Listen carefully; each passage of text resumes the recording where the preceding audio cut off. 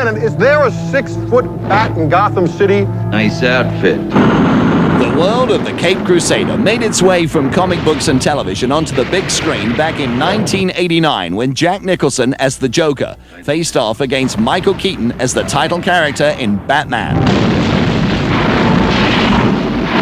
I have given a name to my pain. What are you? I'm Batman. Get those wonderful toys. 3 years later, Michael Keaton had to deal with Catwoman Michelle Pfeiffer and Penguin Danny DeVito in a world that had grown darker and more malevolent in Batman Returns. Meow.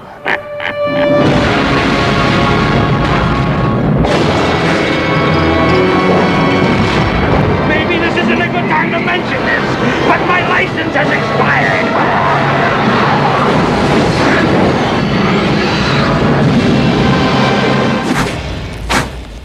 This time around, Michael Keaton has been replaced by Val Kilmer as Batman becomes the dynamic duo when he's joined by Chris O'Donnell as Robin. And they've got to deal with a pair of world-class villains, Tommy Lee Jones as Harvey Two-Face and Jim Carrey as the Riddler, along with Nicole Kidman as an amorous psychiatrist in the hotly anticipated Batman Forever. Can I persuade you to take a sandwich with you, sir? I'll get drive-through.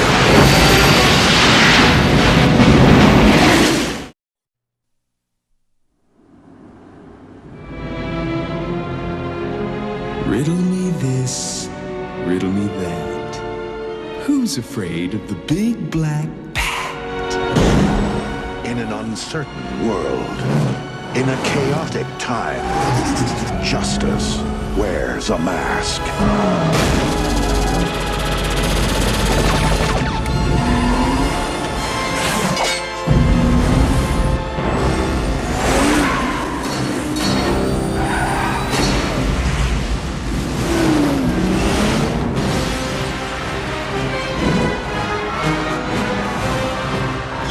Was good. His was better. Love is a game. What is it about the wrong kind of man? It's the car, right? Chicks love the car. Power is a machine. Now you've devised a way to read men's minds. By the way, I've seen your mind, freak. And revenge is a trap. You're a genius. Riddler and Two-Face can make a pretty lethal combination. Train me, let me be your partner. Who's your tailor? But first, let's meet our contestants. Going down.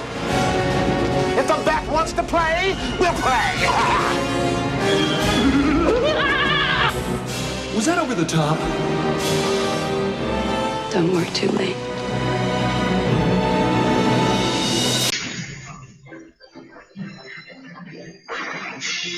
You forgot the part where you kiss the girl.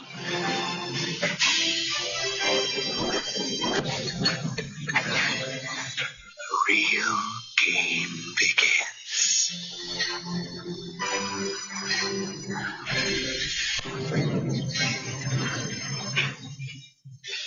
Courage now.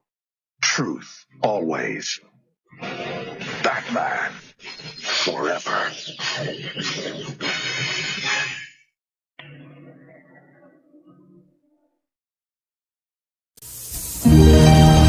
Thank you. Come again. Hey, Gwen. Could you get more straws, please? Sure, no problem. Uh-oh.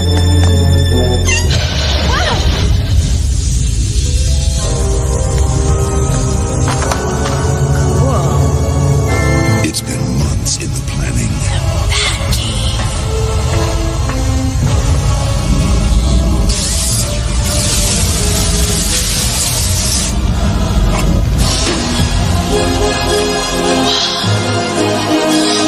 Awesome.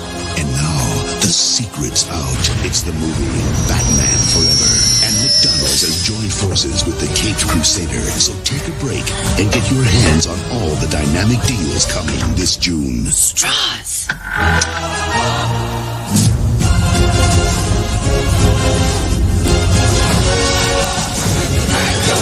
Today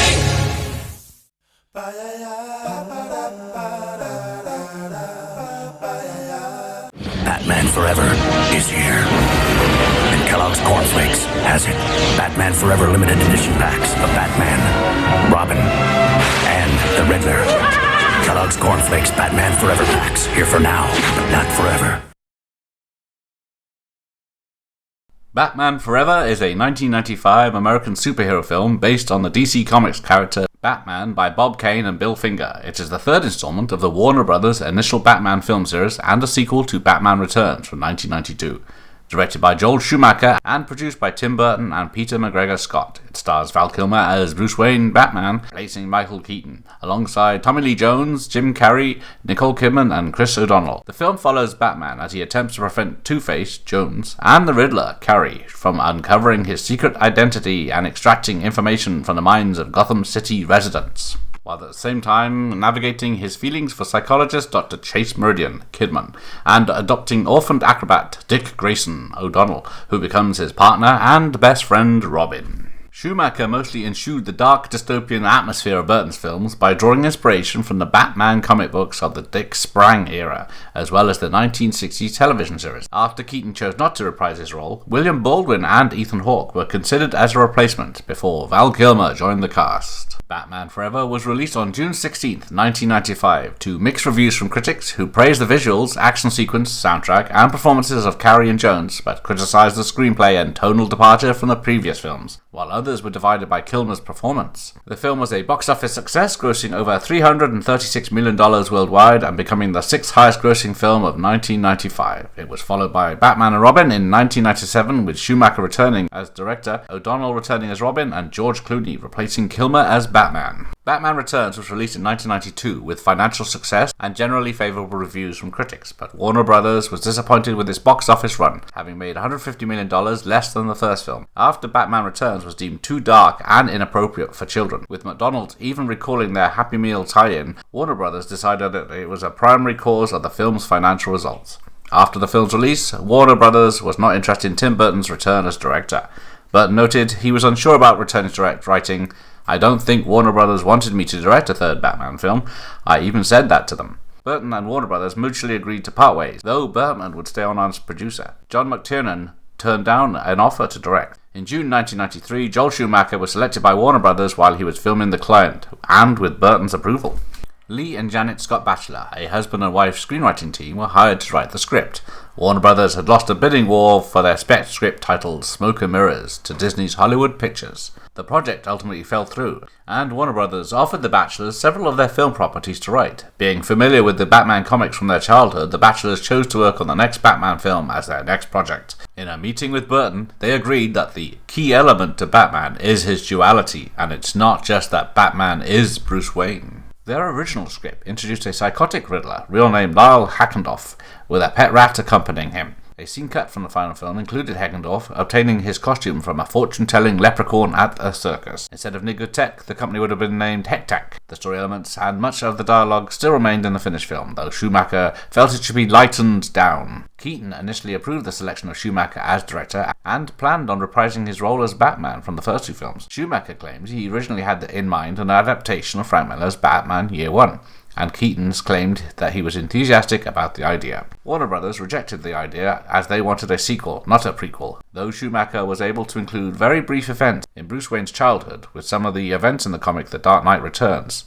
Akiva Goldsman, who worked with Schumacher on The Client, was brought in to rewrite the script, deleting the initial idea of bringing in the Scarecrow as a villain with the Riddler, and the return of Catwoman.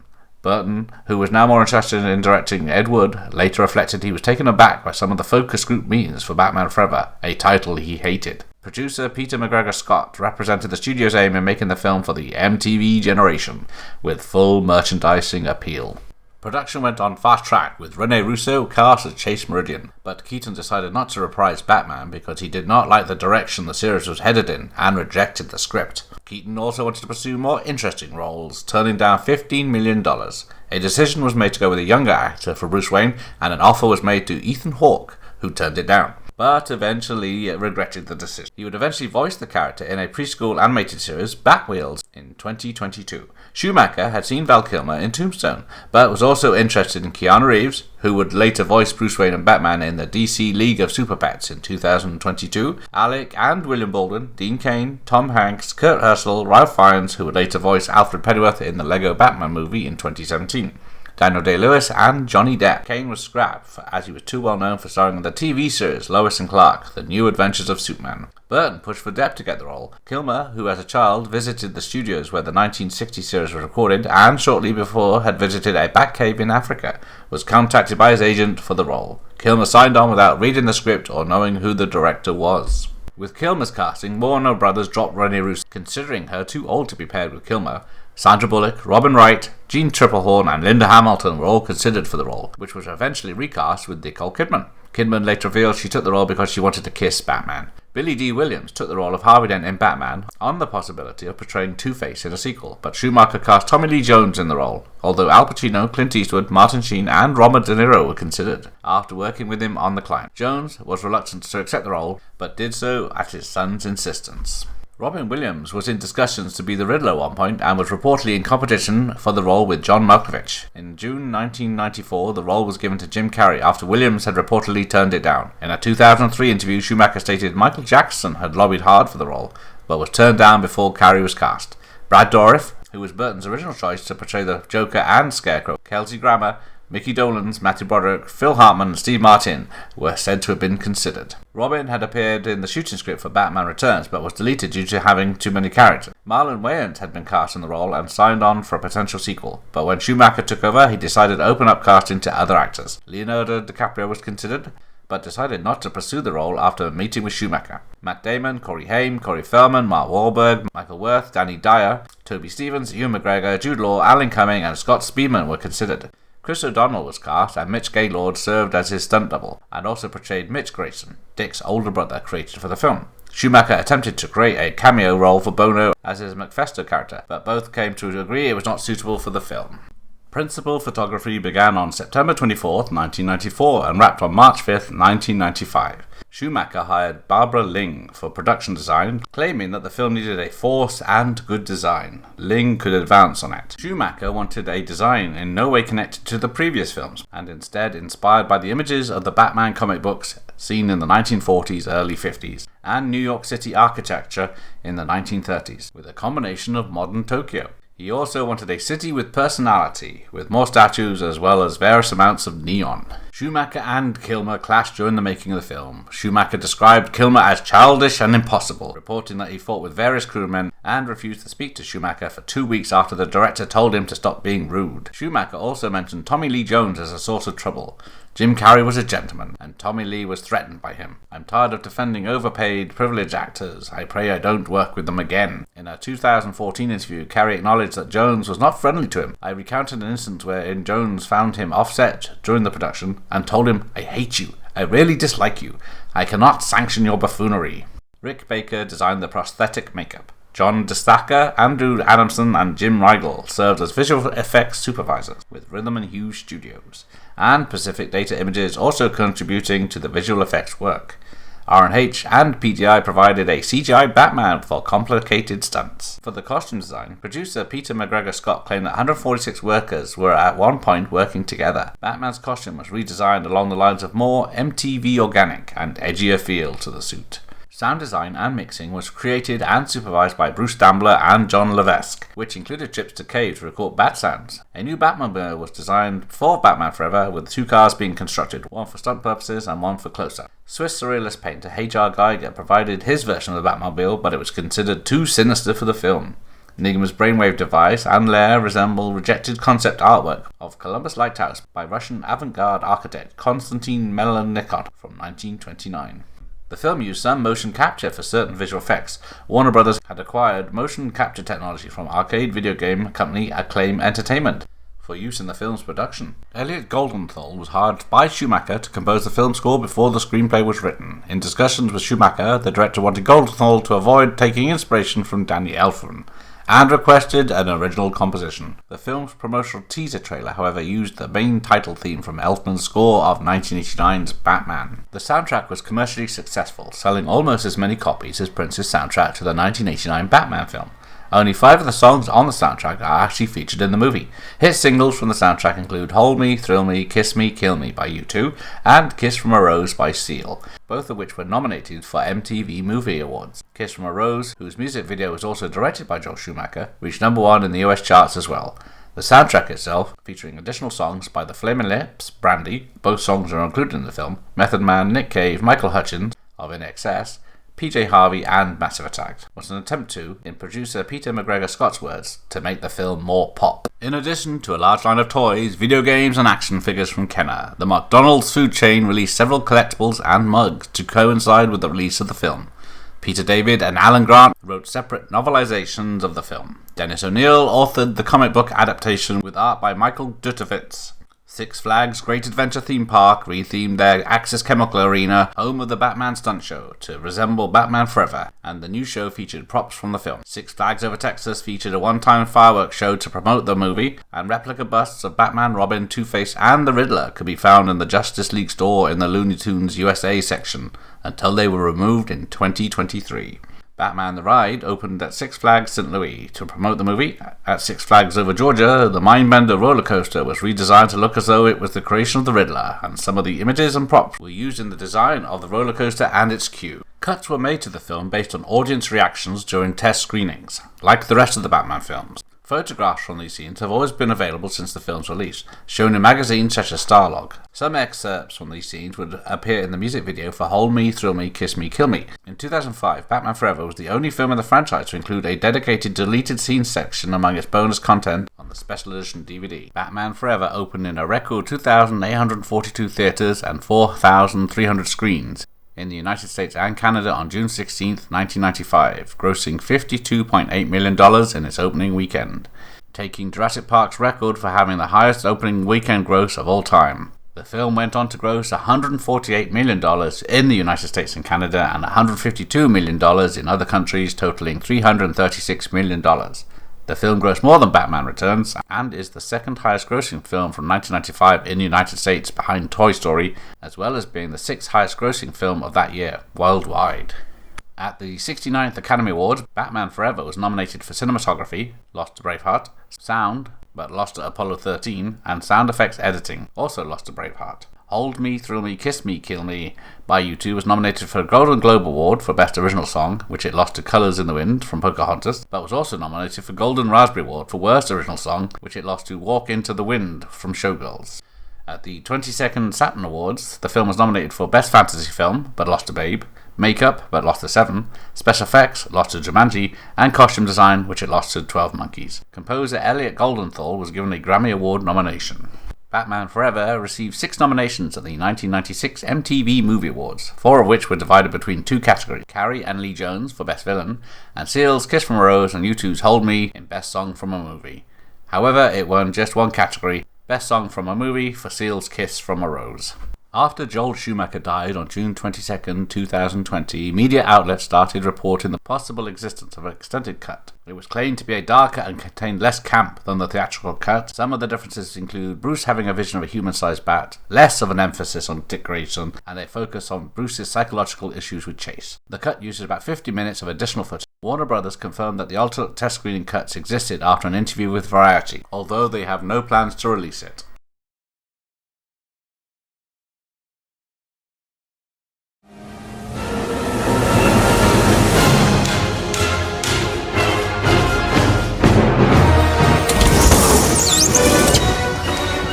Expecting someone else?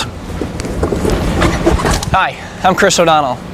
The bat signal has been familiar to us for over 55 years. In 1939, Bob Kane created Batman, a nocturnal superhero who fights crime and seeks justice against an array of criminal minds.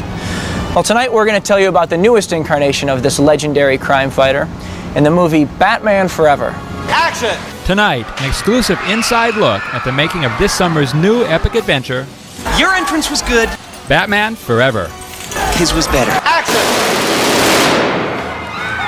We're doing the stunts and you really appreciate the batsuit. There is actually a reason that He's covered in 40 pounds of rubber. Starring Val Kilmer as the Cape Crusader.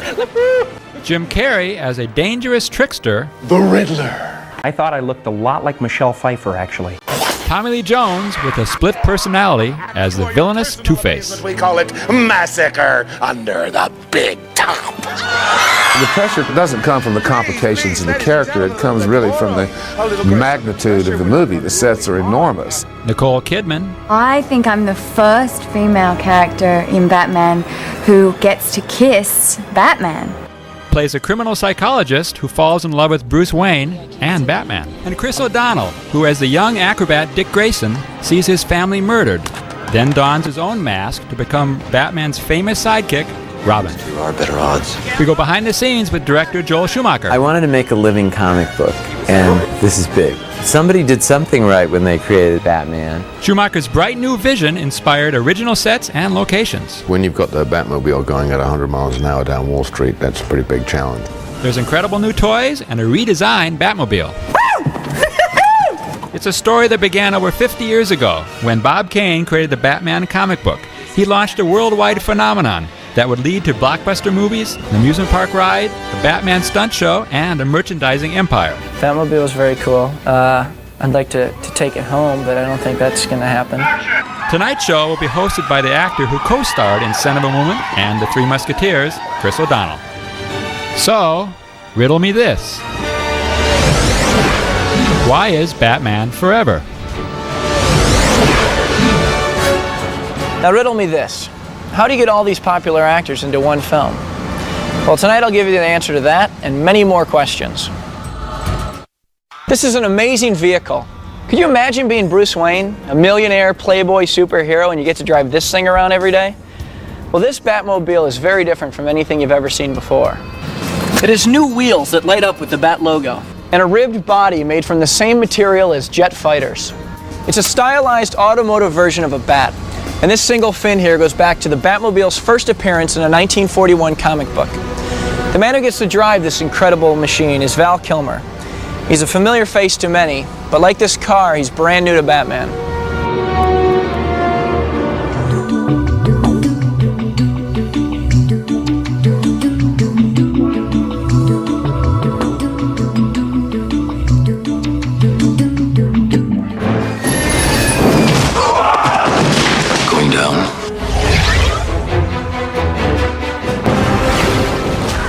The one thing I think that's really strong is that he's a human being. There isn't anything bionic, so you can relate to him.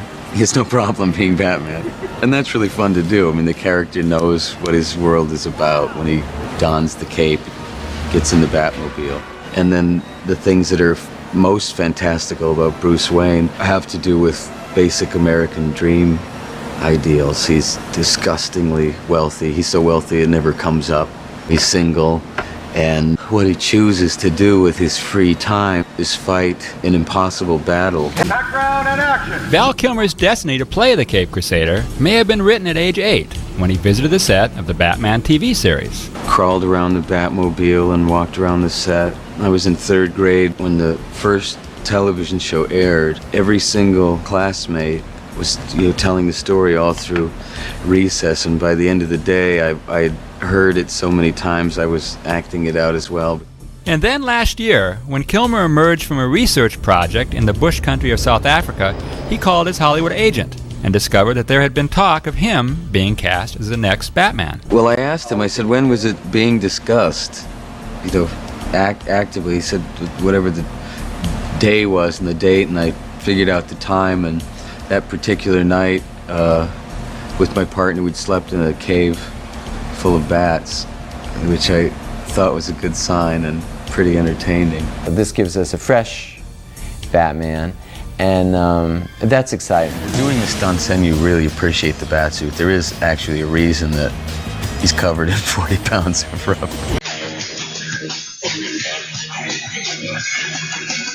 Action! We got it. Yep, good. Look at that. Oh, it's beautiful. The sparks. So you need no padding. Hang on! Fell out of the helicopter, bang on the landing pad part of it. So we'll pad it, we'll thing. I'm fine. Action! Action! Action! There it goes. Only when you get hit in the lips.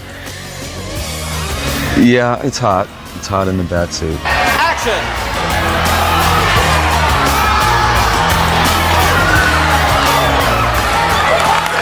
Bravo, yes! Hit! Mark.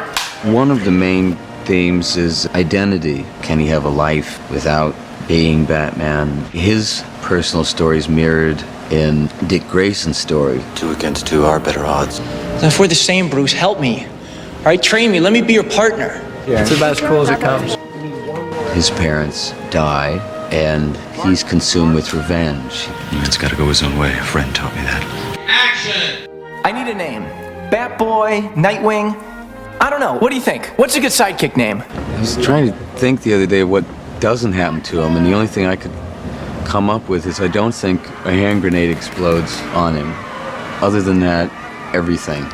The bat's stubborn refusal to expire is driving us insane! I'm blown up, walked through fire, submerged in water, buried alive, sealed into a bank vault full of acid. My brain is melted. What else happens? The real game begins. That, if you can't tell, is a Riddler. And this cane is one of his favorite weapons.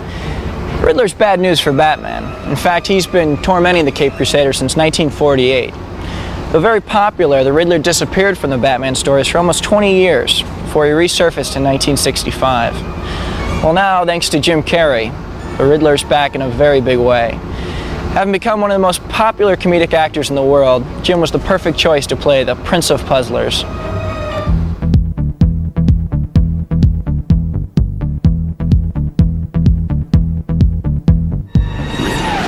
Do you like when I sit like this? It looks very distinguished, doesn't it? I thought I looked a lot like Michelle Pfeiffer, actually. Meow. Spank me. He's got a little touch of Fred Astaire, a panache, a joie de vivre. Was that over the top? How come I wasn't Batman? Yeah, that was it. I didn't want to be Batman. That was it. It's just a great character because I mean, he starts out, pretty much bonkers. Edward Nygma, who works for Wayne Enterprises, starts out as a techno-nerd genius with plans to be a bigger and greater electronics mogul than Bruce Wayne. Two of a kind! It's about not loving yourself and, seeing somebody who is the guy that you'd love to be and resenting him for it. You were supposed to understand. That begins a story of revenge and jealousy and competition that drive him over the edge, and he becomes the Riddler and a criminal. Surf's up, big kahuna! But it just takes on different forms, and he gets so full of energy and evil power that you just can't help but love playing that. It's just amazing. The Riddler teams up with Two-Face to mass produce a devious, mind-controlling invention. It's the ultimate juice master. Basically, it saps the IQ from whoever watches the television that it's hooked up to and redirects the brain waves into Edward Nygma's skull. So he's devouring people's IQ. And so he just becomes a mega intellect, although he's mad. 1, 2, 3, action! With the explosions and stuff, it was me right out there. I mean, there's stuff exploding all around me. I was right out there with the blasts. It was just action. Lightning in a bottle. Go ahead. I loved the idea of getting thrown in with some heavyweight. He looks real good, covered in question marks. Challenging in some respects. It was, unnerving. Like the jacket? Keeps him safe while he's jogging at night. It keeps me safe when I'm jogging at night. It was just a great chance to go crazy. And I thought I had a lot of energy. When we come back, we'll see two sides of Academy Award winner Tommy Lee Jones as he takes on the role of Two-Face, Gotham's #1 public enemy.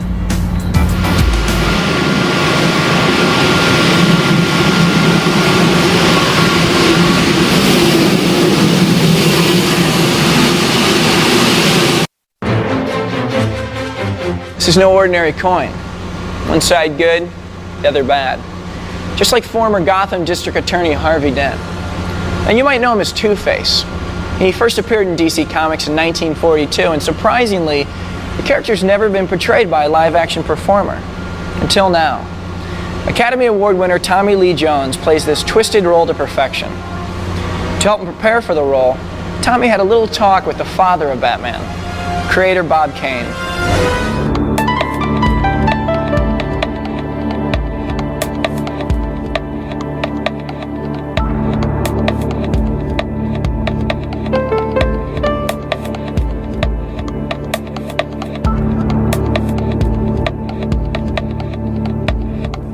Let's start this party with a bang!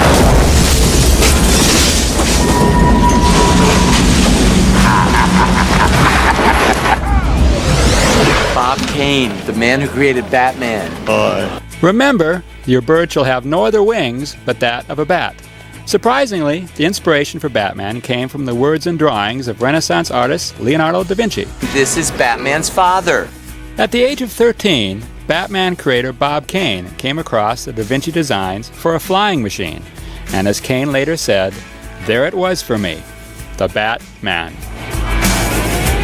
A living legend. I really enjoyed Bob Kane's company, and he was talking about all of his characters, and I said, so Bob, were you in fact thinking of Jekyll and Hyde when you came up with Harvey Two-Face? And he said, brilliant.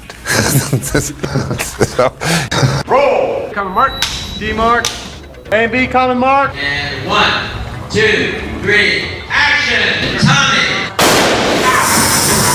The character Harvey Two-Face was formerly known as District Attorney Harvey Dent, a good guy.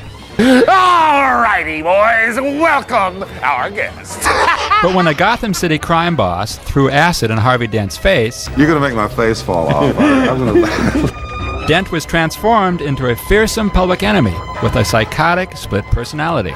Blind, stupid, simple, doodah, clueless. Harvey Two-Face is a very complex villain because he is one side good and one side very evil. If the bat wants to play, we'll play. And has to flip a coin to decide which one he's going to be. His plan is to kill Batman. He'll wreak havoc and wait until the bat comes to restore order and try to ambush it. Ladies and gentlemen. It was just a great deal of fun to be a comic book villain. Tonight, a new act for your personal amazement. We call it Massacre Under the Big Top. The pressure doesn't come from the complications in the character. It comes really from the magnitude of the movie. The sets are enormous. So the challenge really came from living with and maintaining this enormous scale. What the hell do you want, Harvey? Want, Mr. Mayor. One simple thing. Batman, bruised, broken, bleeding. In a word, dead! I've always had a lot of confidence, and I've always been, completely terrified. And I know that doesn't make any sense, but it's quite true. So I'm very happy now. Being an actor is frightening. Sooner or later, in the course of a day or an hour, something scary will happen. Cut! We have it! I've never done anything like that before, and it was a new and very happy experience. Even though Batman's sole purpose is to fight crime and defend against injustice, he always seems to find time to meet some of the prettiest and most adventurous women in the world. It's the car, right? Chicks love the car. This time it's the brilliant Dr. Chase Meridian. The good doctor likes Batman, and Bruce Wayne likes her. It's a love triangle with just two people. And the woman causing all the commotion, the beautiful Nicole Kidman. There's a song in the movie called Kiss from a Rose. A line in the song, "You became the light on the dark side of me," describes the relationship between Batman and Dr. Meridian. So to help us with the story, we went behind the scenes with Seal for the making of his new video.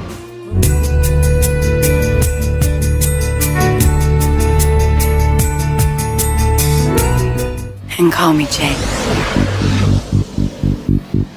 By the way, do you have a first name or do I just call you Bats? She's a criminal psychologist and who happens to have sort of the perfect hair and the perfect makeup, and it's all just a bit too perfect. She's just moved to Gotham City, and that's how she first encounters Batman, and he knocks her off her feet. I mean, she can't believe him. He's just absolutely so incredible looking in his bat suit. You are interesting. I throw myself at him unabashedly. Used to be a graying tower alone on the sea. That's a cut. Excellent. On the dark side of me. I like the bat signal, which obviously you're only meant to do if there is a big problem. But I like the bat signal because I just want to see him, and I want him to see me. I sort of wear a little black dress with a lot of cleavage. You called me here for this. The bat signal is not a beeper.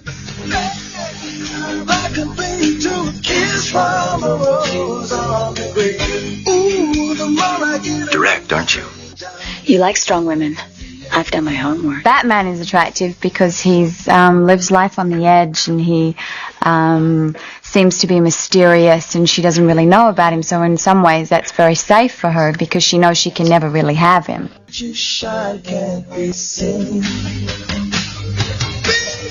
Bruce is so upfront and seems to be so together and pursuing her, so that is also appealing. She wants Batman, not Bruce Wayne. Let the lady decide. So she's in this kind of catch-22. Who does she choose? Nice place to be in.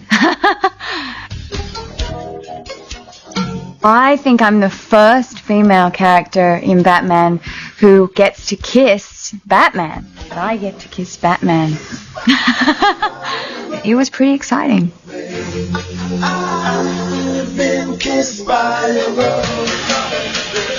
I don't like to get stuck in any one genre. I like to be versatile. Change the way I look, change the characters, and that's what's appealing to me about acting.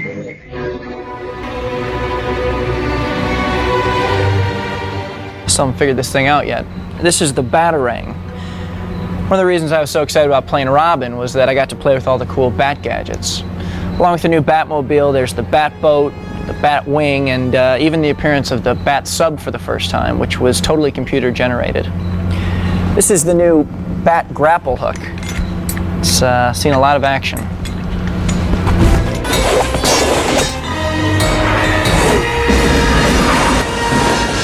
That's impressive! We'll be back with more of the show in just a minute. I have to admit, playing a comic book superhero was a pretty cool job. You know, Robin first appeared in Detective Comics in 1940 and has been the source of some controversy since the beginning. Where did Robin come from, and does Batman really need a crime-fighting partner? I think we've put those questions to rest. Working with all these actors and director Joel Schumacher was a blast. I still remember all the Batman toys I had as a kid. After all, one of the reasons Batman has endured is that it appeals to all of us, regardless of our age. One time... Excuse me, I gotta go. A crime fighter's job is never finished. I've always wanted to say that. Good night.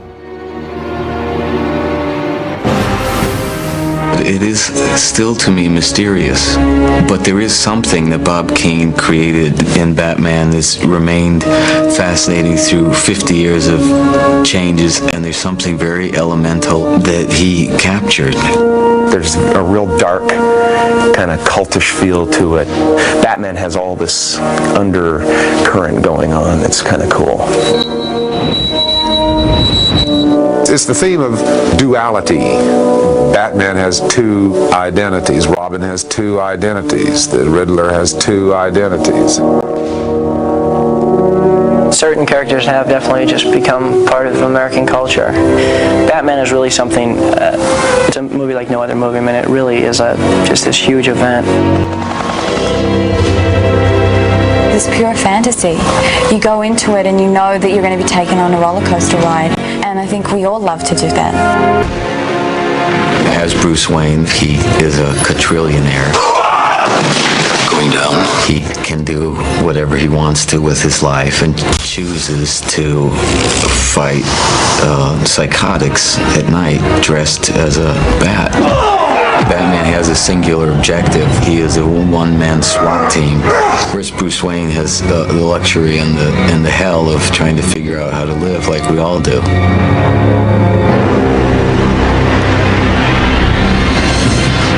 If the bat wants to play, we'll play. That could have been the two-word job description. Cut loose. He's completely, I guess, over the top. Most of the villains, they have neat costumes, they have magnificent obsessions. You're tempted to use the word gothic, because they're from Gotham. It's fun. Riddler is this guy who he becomes so wrapped up in Bruce Wayne's success that he loses himself completely. As he goes along, he just gets more and more kind of engulfed in his own greatness, his own brilliance. And, you know, I can certainly understand that. You're a genius. Normal thought is no fun to him. It's too mundane, you know, and so everything becomes a game and everything becomes a riddle. You like strong women. She's a criminal psychologist who just happens to have sort of the perfect blonde hair, the perfect makeup, the red lips, and dress in sort of tight black sexy dresses. I don't mind the work. Pity I can't see behind the mask. We all wear masks. My life's an open book. You read? Her obsession is Batman, trying to seduce him. And Bruce Wayne is in love with Chase Meridian. So you have a triangle, although there is really only two people in the love triangle. Robin is definitely something new. Who the hell are you? He's a lot more physical, a lot tougher. You forgot the part where you kissed the girl. The storyline is closer to the comic book storyline, which is that he comes from a family of circus performers. But after he sees his whole family get killed, he realizes that Batman can help him in what he's trying to do, which is avenge his family's death. You are total. What we've tried to make with Batman Forever is a living comic book.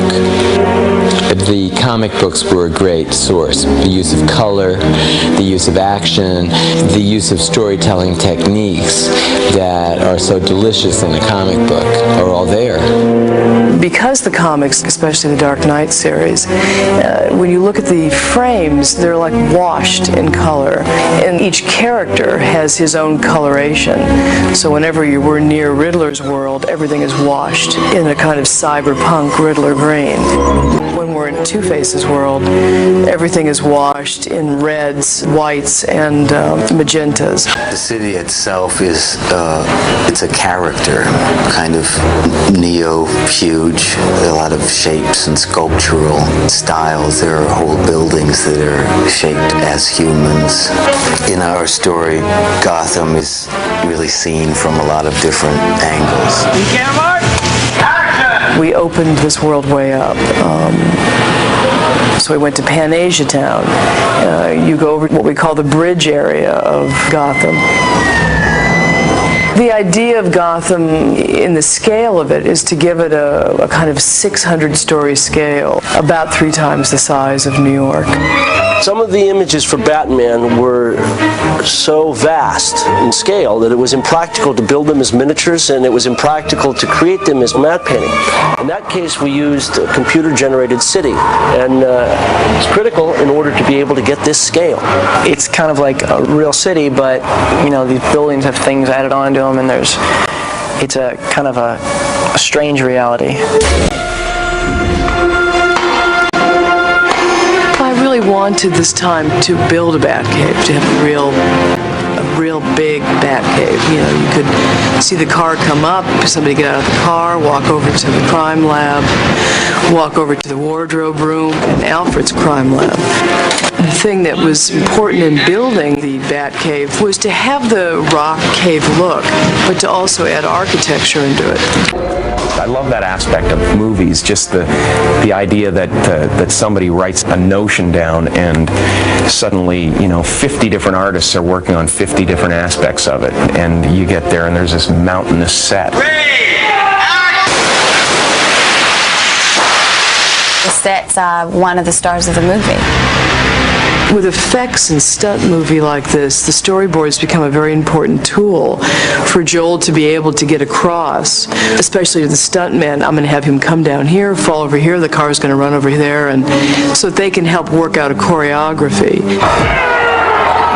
I think the only thing that doesn't happen to Batman is he's never covered in lava, but I'm buried alive, I'm drowned, I'm in a vat of acid, and fly from a helicopter.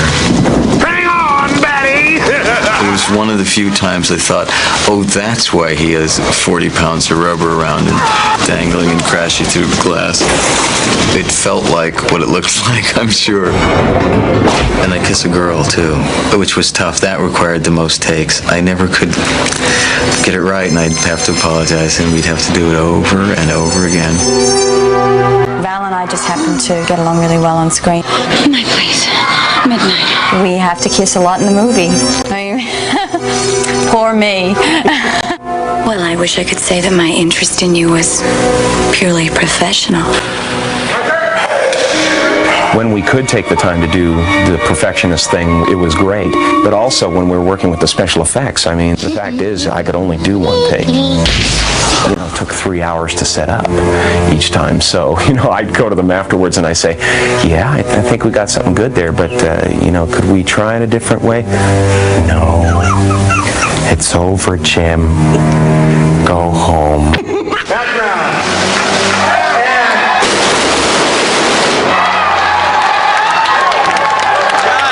Joel is the perfect person to direct a film like this because he's so just easygoing and fun and knows how to keep the atmosphere light. He gets everyone involved. He's always talking to everyone on the set, getting every crew member involved and making everyone, letting everyone know that they're important so everyone takes a pride in what they're doing. I need to have a very relaxed, fun atmosphere to work in. I like a lot of harmony. I like a very wide open set in the sense that anyone can suggest anything. What we try to do on the day of work is to do something in the moment, in the midst of all the technical things that goes beyond just hitting your mark. The car took on a look that went much more into the kind of organicness of a bat, where it had a sense of ribs on the side, which I really wanted because the ribs of the bat are really unusual looking. And then adding the sense of underlighting so that it almost had a breathing quality to it. The bat toys were probably some of the most fun things to do because it was fun coming up with just whatever idea you could have. Chris Ross sat and made these amazing prototypes, and they all worked. Things like the bat bolo, when he throws it, can grab the thug's legs, tie him up, and hold him until the police get there. Everything is designed to reflect a wing. Hang on.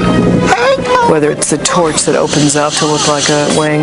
The batarangs go through many stages. We have the throwing batarang. We have a high-tech batarang that has a homing device on it.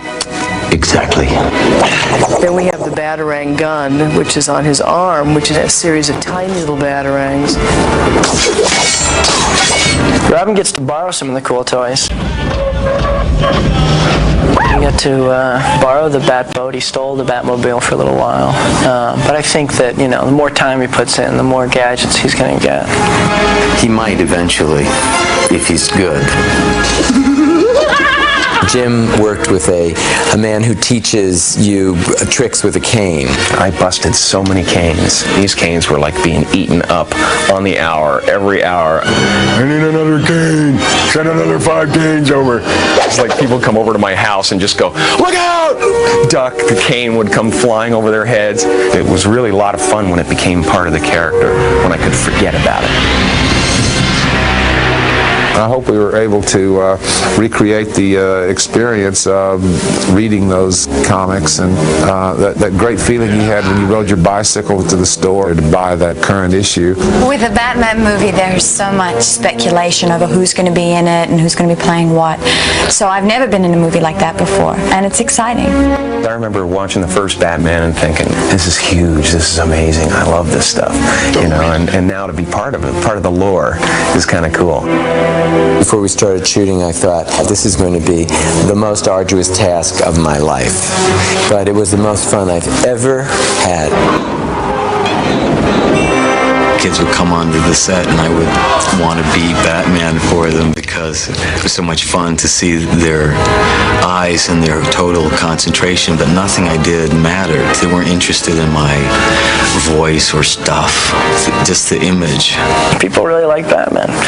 What can you say? It's been around for a long time. It's a classic. It's stood the test of time. Has parlayed his manic style of humor into $20 million paydays and international fame. But the comic actor wasn't always wearing a smile. In a revealing interview in Newsweek magazine, Carrey talks about battling depression and resenting his parents. Carrey says, quote, "I resented them because there had always been a lot of pressure on me to be the star, to save their lives." Carrey also says he would like to move away from comedy and prove he's a legitimate actor. The Newsweek issue featuring Carrey on the cover, can't miss it, is at newsstands now. Batman Forever may be knocking out opponents at the box office, but its latest battle could take place in a courtroom. A British artist is suing Warner Brothers, claiming the movie company stole his urban sculpture and used it as the model for Gotham City. Andrew Lester says his piece, Zanya Madre, seen here, is being used illegally. They have transformed the meaning of this work. And now I hope that that illegal proceedings will be avoided and that they'll just sit down with us and take it a little bit more seriously. Lester, who is no fan of the Batman film series, says his artwork is being degraded by the makers of the film. There was no comment from the makers of the film, Warner Brothers executives, on the lawsuit. Can I persuade you to take a sandwich with you, sir? I'll get drive-through.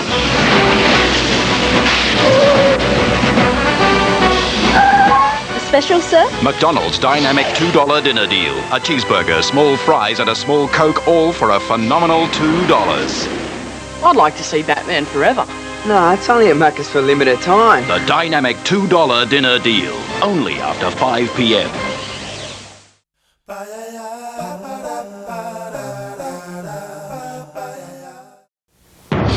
Batman Forever. The hottest ticket of the summer is here. And Kellogg's Cornflakes has it. From the depths of the Batcave, it's Batman Forever collector packs. There's Batman and his partner Robin battling their archenemy, the Riddler. Straight from Gotham City, now available everywhere. Kellogg's Cornflakes limited edition Batman Forever collector packs. Here for now, but not forever. The premiere of Batman Forever took place on June 9th, 1995 at Mann's Village Theatre in Westwood, California. Notable attendees were Jim Carrey, Chris O'Donnell, Val Kilmer, Drew Barrymore, Nicole Kidman, Tom Cruise, Tommy Lee Jones, Steven Seagal, Dean Cain and David Duchovny, and a host of other movie and TV stars of the time. Put on your best shirt, your best self, and make tracks to Gotham City, to the biggest movie event of the summer. He was on the front line at the Batman Forever premiere, talking to all the stars. Val Kilmer, Nicole Kidman, Jim Carrey, Chris O'Donnell, and Tommy Lee Jones. Plus, a plethora of celeb appearances. Why, surely. Walk down the red carpet with E at the movie premiere of the year, Batman Forever. Welcome back to Flick. I'm Robin Dorian here in a very happening Central Park in New York City. And we're going to Batmobile crew all the way to Los Angeles for a premiere of an indoor sort.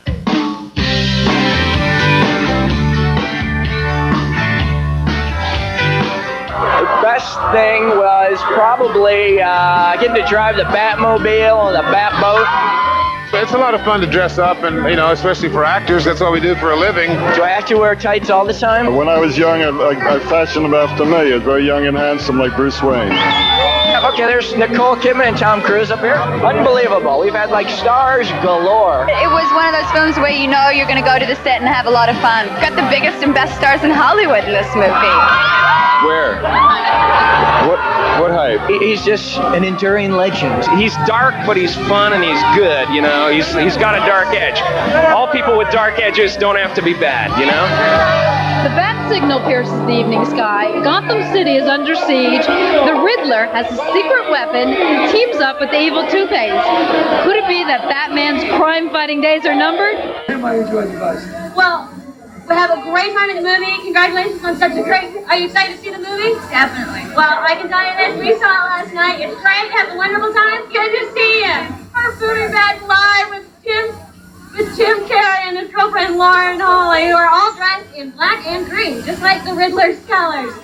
We're kind of having a person shuffle here. Now, we are up and running, and we're live on E. So, shoot. Right here. Jim Carrey, Riddler, and Enigma. Did you get to keep the costume? Why, surely. What was the makeup process like? Well, just a guy with a big powder thing and a mallet would ram me in the head whenever I got off the bus. Okay, how much ad-libbing did you do? Well, as you can tell right now, none. What about working with Tommy Lee Jones? Working with Tommy Lee Jones, kind of like training a German Shepherd for the police. You know, you just put the pad on your arm and you go, ha! Now, here's the most important question for you. Yeah, I gotta keep them for later so I can review. Did you, because you mentioned in the press kit that he's kind of like, your character's sort of a stalker in a way. Yeah. Did you practice stalking at home? I basically, see, it's always been a weird thing, you know, it's in my own self-defense, ever since I started, you know, getting some recognition for my work, I started picking out certain people who are my fans and stalking them. Just reverse stalking. You see, I had visions of like you guys going out on a date, and you go, honey, gotta get into character tonight, and you know, stalking her around the house. What's your stalker wearing? Now, big thing, new hair color. Yeah, I'm blonde now. Oh yeah. It looks great. Thank you. Now, are you gonna keep it? Yeah. It's me. I'm really a natural blonde, so I'm glad to be back. This is the real thing. Wow. Well. And the movie's amazing. Have a wonderful time. You deserve it. Have a great evening. It's all yours. Nice to see you. I think this one will be a big smash. What is it about a man in a cake? I don't know. It's just sexy, you know?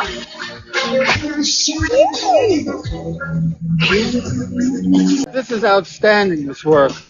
It's like a comic book opera. It is what it is. It's just fantastic. Maybe people are just fascinated with this character's dark side. Oh, is this the Batman suit? No, I thought this was Congo. I thought this was In-N-Out Burger. Oh, yeah. Oh. Batman movie's like a great ride. I think it's going to be cool.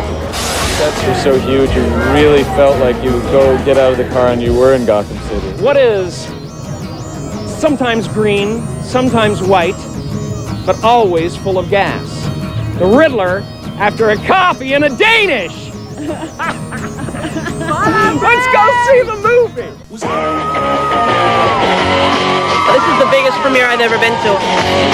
I dig Batman. Batman movies are like a ride. They just keep getting bigger and better. Holy stars, Batman, celebrities, cast members, and fans galore turned out to see the newest Bat flick. It really isn't enough to feed my ego. Yeah, this is big. Nerve-wracking. He's not talking tonight. Oh, okay. He's being the husband. It's always like this when I come to Westwood. No. The film stars Val Kilmer as the caped one and Nicole Kidman as his sexy love interest. Chris O'Donnell as Robin, and Jim Carrey and Tommy Lee Jones play the evil villains. I thought it'd be something my kids would enjoy, and that all kids could enjoy, and it'd be a chance to, to be a kid myself. It's just part of Americana, and it's kind of nice to be part of that. Time is running out for Batman, Robin, the Riddler, and Two-Face. Will you get your hands on McDonald's Gotham glassware in time?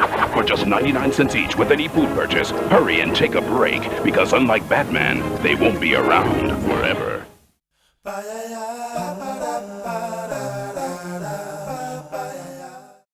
Well, but isn't the Munchkin convention? All right, hand them over. You twerps ate my corn pops. You can't get mad. We're guests. Oh, I want my corn pops, but instead the shrimps are devouring every last crunchy pop. Look, it's Barney! Youth. Kellogg's Corn Pop cereal is part of this complete breakfast. I gotta have my Pops. No crime fighter suits up without the right headgear. The Batman Forever Cap. You can get it for a limited time. $4.99 from Kellogg's Corn Pops. Okay, Nicole Kidman, hello. Hello. Hello. Now, you play which character in the film? I play Dr. Chase Meridian, sort of the quintessential criminal psychologist who happens to walk around in, you know, stilettos, tight black dresses, and have cleavage and blonde hair. Now, she's the ultimate vamp, isn't she, you would say? So how do you stay sexy in between takes, then?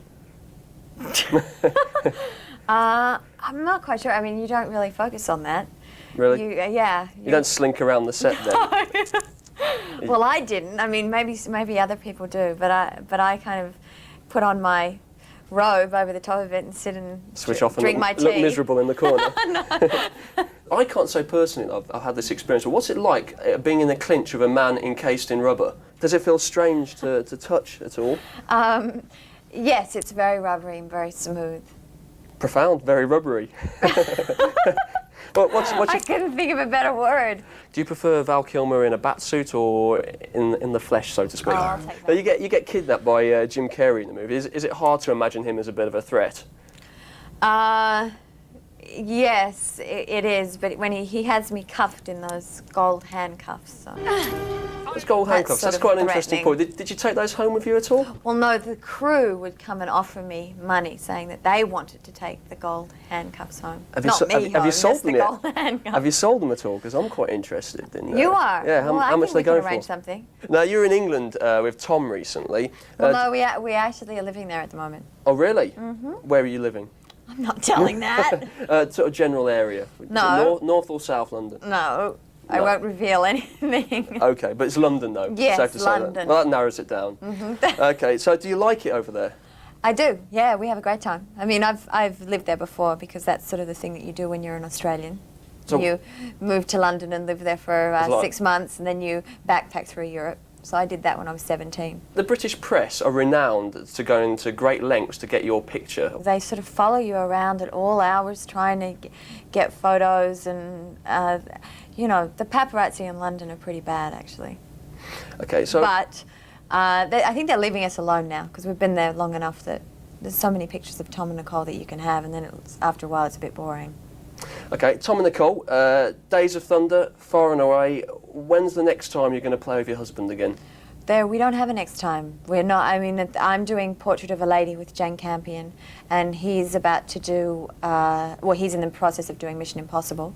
So we're, you know, sometime in the future we would love to do another movie together, but it's certainly not in the near future. Okay, thank you very much, Nicole. Thank you. And good luck in the future. Thank you.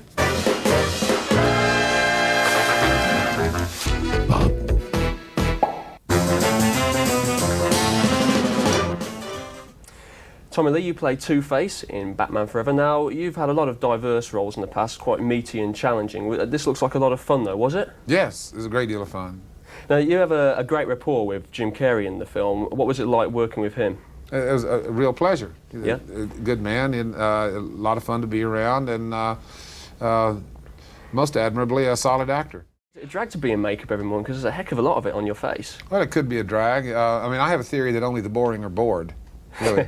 So, and I don't think there's any excuse for actors to be bored. But well, would you say then, therefore, that it's quite easy to play a larger-than-life cartoon character? I mean, I don't really have degrees of difficulty that I, you know, sort of impose arbitrarily on on movies. And this one's a 7, that one's a 6. I mean, what I want to do tomorrow, I think I'll do a 6.5 because that 7 made me tired and the 6 was too easy. On you know, a scale of 1 to 10, they're all 1s because they're so much fun. It makes them interesting. What is your favourite scene in the film? I like it when the car drives up the side of the building. I love that. To get away from all the sort of hassle of filmmaking, you retreat to your ranch. I am a beef producer. We own and operate a cattle ranch in Texas, and we have a good time doing it. Really? So what do people on the ranch actually think of you in these movies? What's their response to you being in these films? That ranch is 70 miles from the nearest 35mm sound projector, and we don't go to the movies a lot. Actors can really live just about anywhere.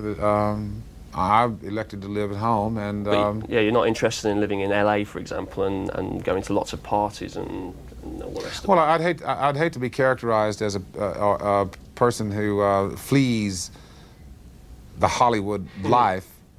There is, I mean, because that's not me. So what's next for you? I don't know. They were supposed to do a movie this fall called Men in Black. Yeah, what's that about? It's about a sort of intergalactic border patrol. Is there any roles you're not interested in playing? You've done the villain. No, I mean, I always need a job. I'm always glad to have one. Always looking for the money. You bet. Thank you very much, mate. Nice talking to you. Hello, Chris. How are you? I'm fine, thank you, mate. You made it over on my turf now. Yeah. You're a big fan of the Big Breakfast, aren't you? I've got my Big Breakfast mug and my bowl and my plate back home. Brilliant. Now, you play Robin in the new Batman Forever movie. That's me. That is you, behind you. So, what did you model Robin on?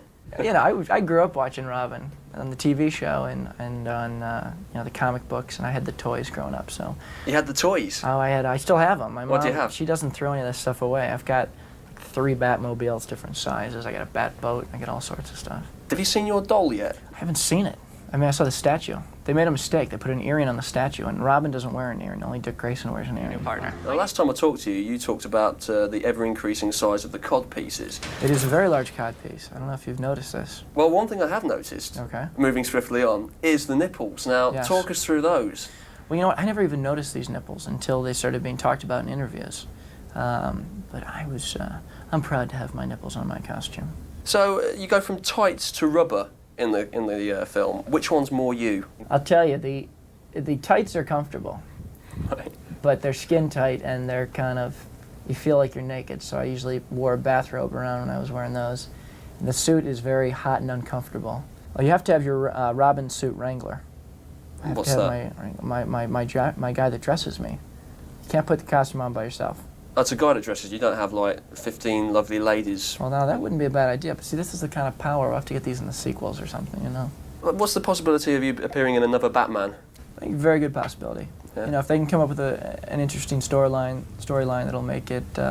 It's going to be, you know, tough to top this one because I really think this was the best of the 3 so far. So it was obviously fun to make by the looks of it. Were there any funny moments off screen? One time we were filming in the Riddler's lair, and when I'm locked up in that test tube thing, giant pod in the sky, like Spinal Tap, and they tied my hands, gagged me, and put me in this thing, and pulled me up to the top. You can barely breathe in this thing, and all of a sudden he has the first director go, "That's lunch, 1 hour," you know, and everyone cleared the set. And I'm just kind of standing there like, okay, I know this is a joke. You guys are funny. Come back. But of course they made me suffer for a little while and sweat it out. One final question, Chris. You share this big mansion with Alfred and Bruce Wayne. Is Robin ever actually going to move out and get his own place? He's got to get a place. He's got to get a place. He's got to get himself a lady. I guess there is stuff. There is, you know, potential for the next story. Yeah, well, another girlfriend, perhaps. You missed out, didn't you? You forgot the part where you kissed the girl. Well, I got a little peck, a little smooch there, and that was about it. I always like to get a little peck. Thank you very much, Chris, and good luck in the future. Take care. Cheers, mate. On the Big Breakfast. Okay, Jim Carrey? Hey. Yes. Hello. You play the Riddler, do you not? Yes, I do. What is your spin on the Riddler? My spin? My spin is basically that he's a sycophant. He is, you know, Edward Nygma is the guy who's completely lost himself. Now, as a villain, it's very important to get your manic laugh. How does yours go? How does my laugh go? I have a few different ones, actually. He just goes out, whatever suits him in the moment. There's... Was that over the top? What's your personal favourite one? My personal favourite one? Yeah. Is this. You do a great English accent in the movies. Perhaps you'd like to share that with our English viewers. Oh, no, I couldn't possibly. No, go on, please. I'd be too embarrassed. There will be such a cry of freedom throughout the land that you will surely let my people go. I don't know why I did that. Okay, Jim, so Batman and Robin wear this full sort of rubber armour. Do you feel slightly shortchanged in the skimpy leotard? Some people need rubber armor, you know what I mean? Some people are all right with just what they got. Were you worried about the bulges at all? Well, yeah, I was more worried about the lack of bulges, actually. Did you wish you could wear a codpiece like you? No, I just massaged myself vigorously before I went out. Who's got the biggest trailer out of all the co-stars, would you say? We all had the same size trailer. All had the same size trailer. They were all huge, gigantic. It was just egos, like rams smashing into each other constantly every day. So did you ever pop round to other people's trailers and play cards and hang out? Well, me and Val, you know, used to do cappuccino together. You and the. So in a real fight, because you and Batman joust all the time, so in a real fight, who would win out of you and Val? Me and Val? I'd win. Why? Because I'd pick something up and hit him with something heavy. What's the most ridiculous story you've read about yourself in the press? Oh, well, I mean, it's constant, but I had my gallstone. I had a gallstone removed when I was doing Dumb and Dumber, and it was hilarious to read the story about it, how I had fainted in the middle of a take, and that I was screaming, you know, and how do you faint and scream at the same time? You gotta be pretty connected. So what's next then for you? Batman 4? Batman Forever and Ever? Batman Infinitum. Would you ever like to play a serious role at all? Yeah. Yeah. What in particular? Any thoughts? I would like to play Julius Caesar, because I just want to like a really slow dying scene when they stab me. Oh! Ooh! Ow! Eee! Okay, Jim, thank you very much. Thank you. For talking to me, and good luck in the future, mate. Thanks. Thank you. All right, man. You don't often find yourself in the 40 pounds of shrinking rubber, you know, so it's nothing that you really have any kind of muscle memory about. I've done a lot of diving in my life, and you know, it's about the closest to it, except that most of the experience of diving, you're underwater and seeing something entertaining, but carrying it around on dry land it was a lot of fun to go to work. The whole cast each has a unique and different sense of humor. I haven't seen the movie yet, but I'm sure it's the same. Now, you've got a very good relationship with Chris O'Donnell. He smashed the Batmobile one night. How did that happen? Told him not, just like Dad with the kid with the car. I said, don't drive the Batmobile, and he took it for a little spin and crunched the fender. We won't tell anyone that. That's just between you and me. Okay. He'll deny it, too. And what about Jim Carrey? He's a very boring chap, isn't he? I would imagine that he didn't get to any sort of off-screen pranks at all. Jim Carrey? Yeah. Absolutely boring.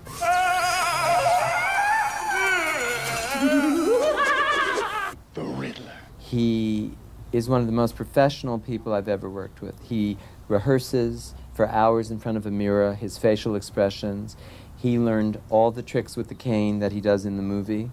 There's no stuntman doing his stuff in the movie. He's doing it. Liar! Liar!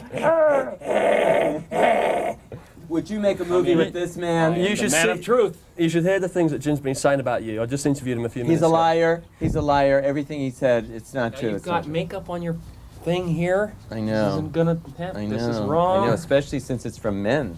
Yes. Do you want to come and sit with us? Michael Jackson. I'm sure his audience would much rather see you than me. No, I have Hi, to go. I'm very Lauren. busy. No, we've seen Jim. We're sick to death of him. I'm in the Riddler room.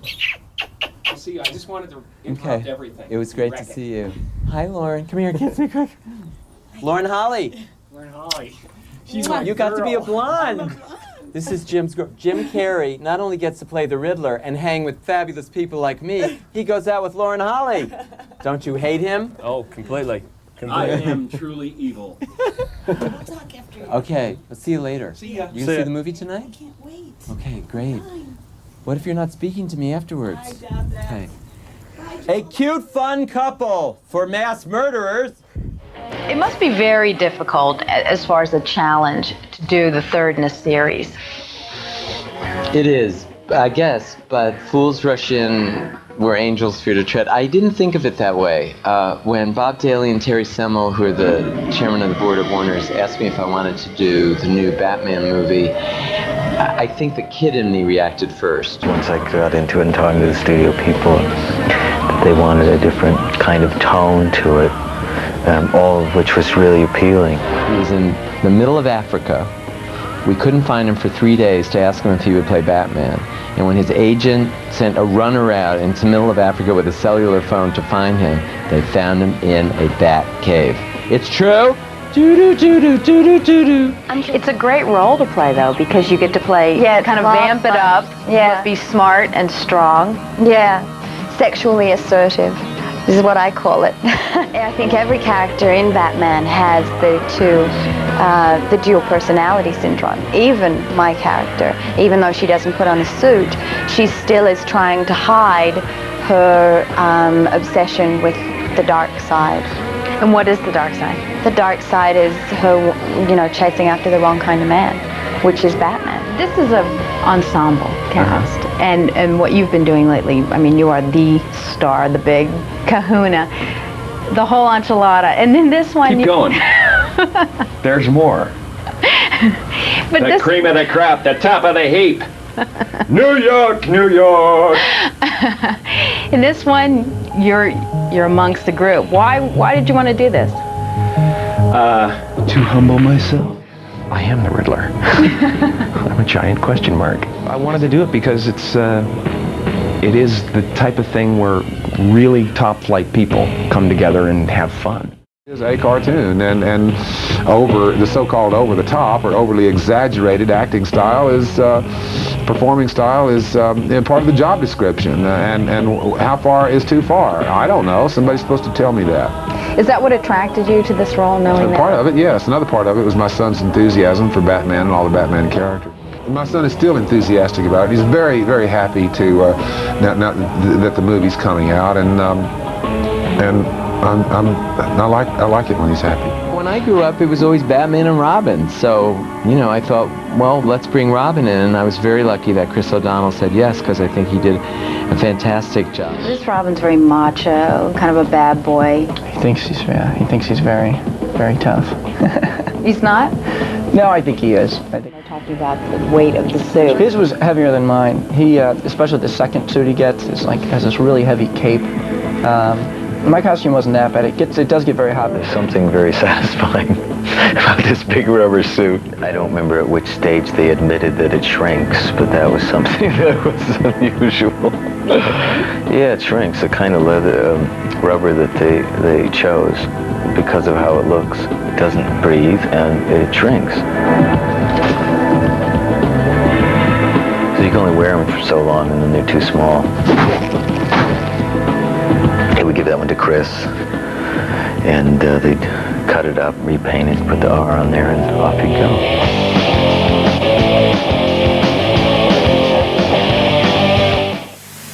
So what does the character of Robin mean to you from, its earlier incarnations? Well, I mean, I was raised on the TV show, and when Robin was first introduced in the comic books, he was, he was much younger, this young, kind of wide-eyed kid.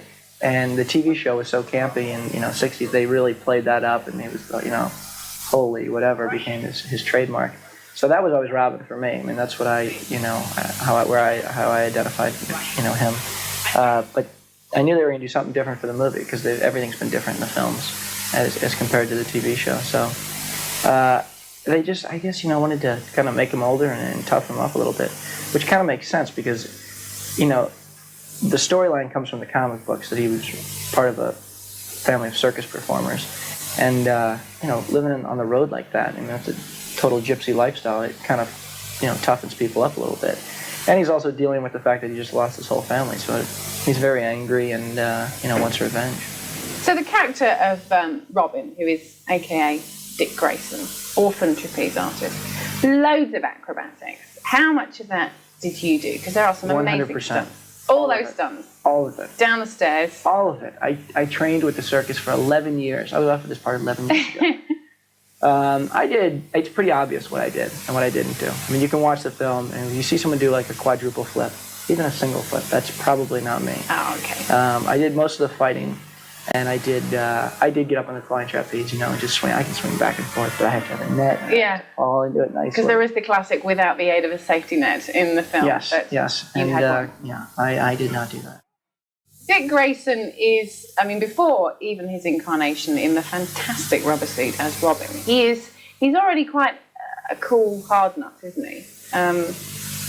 Do you think so? I do think so. Are you attracted to Dick Well, I Grayson? think he's quite an attractive character, isn't Really? he? You forgot the part where you kissed the girl. Because He's he a is, pretty you know, stylish guy. he's tougher than, again, going back to the TV series. You know, Mhm. he's a much cooler, tougher, Yeah. resentful guy in some ways, isn't he? Yeah. Well, I can't take credit for that because I didn't really come up with, you know, Joel Schumacher came up with the look and the writer came up with the storyline. So it was me. But you had to Wasn't shave my your hair a bit. Look a It was bit actually hard. already pretty short because Yeah. of this movie Mad Love that I did. They just dyed it black and I grew my sideburns and they pierced my ear and put me in leather. I was in spandex, leather, and rubber in this movie. Wow. And The three materials really should just complete any wardrobe. And also, as Dick, you travel around on a motorbike as well. So he's got this cool sort of street edge to him, isn't he? And he resents Batman, would you say? Yeah, I think he definitely resents Batman, or Bruce Wayne. I mean, Bruce Wayne he just has no respect for. You know, he thinks he's just some millionaire, kind of had it easy all his life.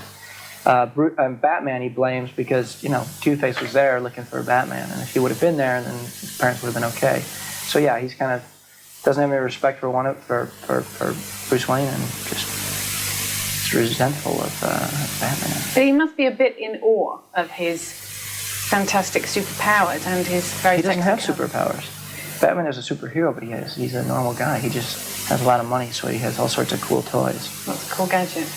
And of course, the Batmobile, which Robin gets to race off in. I do. Did you physically drive that? I did. I crashed it. Did you? Yeah. Wow. Just a minor fender bender. Yeah, how popular were you for doing that? Oh, they were fine. They were fine. The other people had done it. It's just that I did it in front of 400 extras. So I kind of got a lot of attention for it. Blowing up in the sky around the country on the 4th, but the fireworks are all indoors and up on the screen in Batman Forever. Bob Goen discovered that this time out, the Caped Crusader gets a helping hand from the new kid on Batman's block. Chris O'Donnell is the brash young superhero Robin in Batman Forever. Chris had a lot of action to do in the film, or at least pretend to do. It was funny because we kind of had Team Robin. I had about 4 or 5 different stunt guys. And, you know, they all specialized in, you know, someone was good at gymnastics, someone was good at, you know, traditional stunt work, someone was good at you know, martial arts and the flying trapeze. And I just kind of did the movie star close-ups and stuff, you know. Who the hell are you? I'm Batman. The shoot was a particularly rough one for this boy wonder because he was studying for final exams while the movie was being made. I went to college, took night school during the fall semester at night. Did you really? Yeah, while we were doing this. So I didn't think it would be that big of a deal until we got to Christmas time, and all of a sudden my work schedule got very busy, and all of a sudden I had finals coming up. So I'm, you know, sitting in my trailer writing papers and in my Robin suit. That wasn't the best. That's a thing. nice image. Really, you're taking finals? Are you? I finished. I graduated. No kidding. Congratulations. That's we're very proud of I you. look smarter? You do. You've become kind of a Renaissance man. You know, I'm still accepting graduation gifts, and Are you really? tonight if they're interested. Chris's biggest graduation gift is the rush of attention for Batman Forever. Are you seeing your life change, though? It's got to be. It's been a little palatable. weird, yeah, lately, the last couple of months, because all of a sudden I'm getting recognized by more and more people, and that's it's really a strange feeling. A good thing, or no? It's not, huh? I don't like it. I mean, I don't like the attention that you get from that. It's all right. I mean, I'm happy to talk to people if you know, when they're big fans and they have nice things to say. That's great. But when you want to be alone and you're just trying to enjoy yourself, and all of a sudden you can't, you know, get away from it, Right. that can be annoying. Sorry, Chris, but there is just going to be more and more of that in your future. Bob Goen, Entertainment Tonight. Thanks, Bob. You heard Chris O'Donnell say he graduated from college. It turns out he received his degree in marketing, so this should make him happy. A marketing man's dream come true, his very own action figure. is that? You know, I thought your son Sean would like these, so I brought these in. We are definitely beyond Barney at our house. So But this you is know it. what? I heard that you and John Tesh had your own action figures. From many years ago. Where can I buy those? You can't buy them, All luckily. right. I'm fine, thanks. Solid wood. And how's your Irish accent? Well, it's gone now, but it was all right there for a while. Yeah, give us a quick blast, go on. Oh no, left that back in Ireland. Now, we're all looking forward to seeing you as Robin, the boy wonder in Batman Forever this summer. What was that like? Filming Batman was just, you know, it was a complete opposite experience of Circle of Friends. Batman, you spend most of the days, you know, punching people and kicking people. Now, I noticed that the pants on the costume are getting higher and higher and taking a more prominent role in these movies. What's going on there? They are. The cod pieces are getting larger and larger, too. It's pretty intense, you know. Yeah. It's actually modeled after myself, but we won't get into that. Before the premiere, Bob Goen met the man behind the Riddler mask. He's the crazed bad guy in the film, and in person, Jim Carrey is pretty off the wall, too. I just have to use the powder room real quick. Go right ahead, powder. Hi, good morning, love. Is it right in here? I believe so.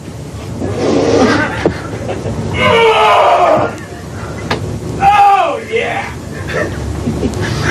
Great, yeah. Little comfort break. Yeah. Then, Jim had some fun with our microphones. No, I can do it. I've done this kind of thing before. He's a professional. Don't worry about it. Yeah. Goes in through here. Of course, yeah. Okay, yeah. so if I It'll be no problem. Get the zipper undone, I can... It's a good thing you're not wearing the costume. Can you help me out here, Bob? Oh, no, you're flying solo on this one, Jim. Jim is overjoyed at the finished product of Batman Forever. I liked a lot of it. I was pretty happy with it. As opposed to like most actors that would sit here and say, I can't stand to watch myself. Yeah, right. I just can't stand it. I'm just sitting there going, oh, where am I? I'm terrific. Where was I in this scene? But fitting in that tight suit was a problem. I lost 20 pounds. Did you really? Getting this thing. Well, you're not 20 pounds heavy, or what? No, I'm normal. That wasn't normal. Well, that's true. Yeah. It might look that. I don't know if because of the screen, the size of the screen and stuff, but I was pretty skinny in that. So right now I'm 230. Okay.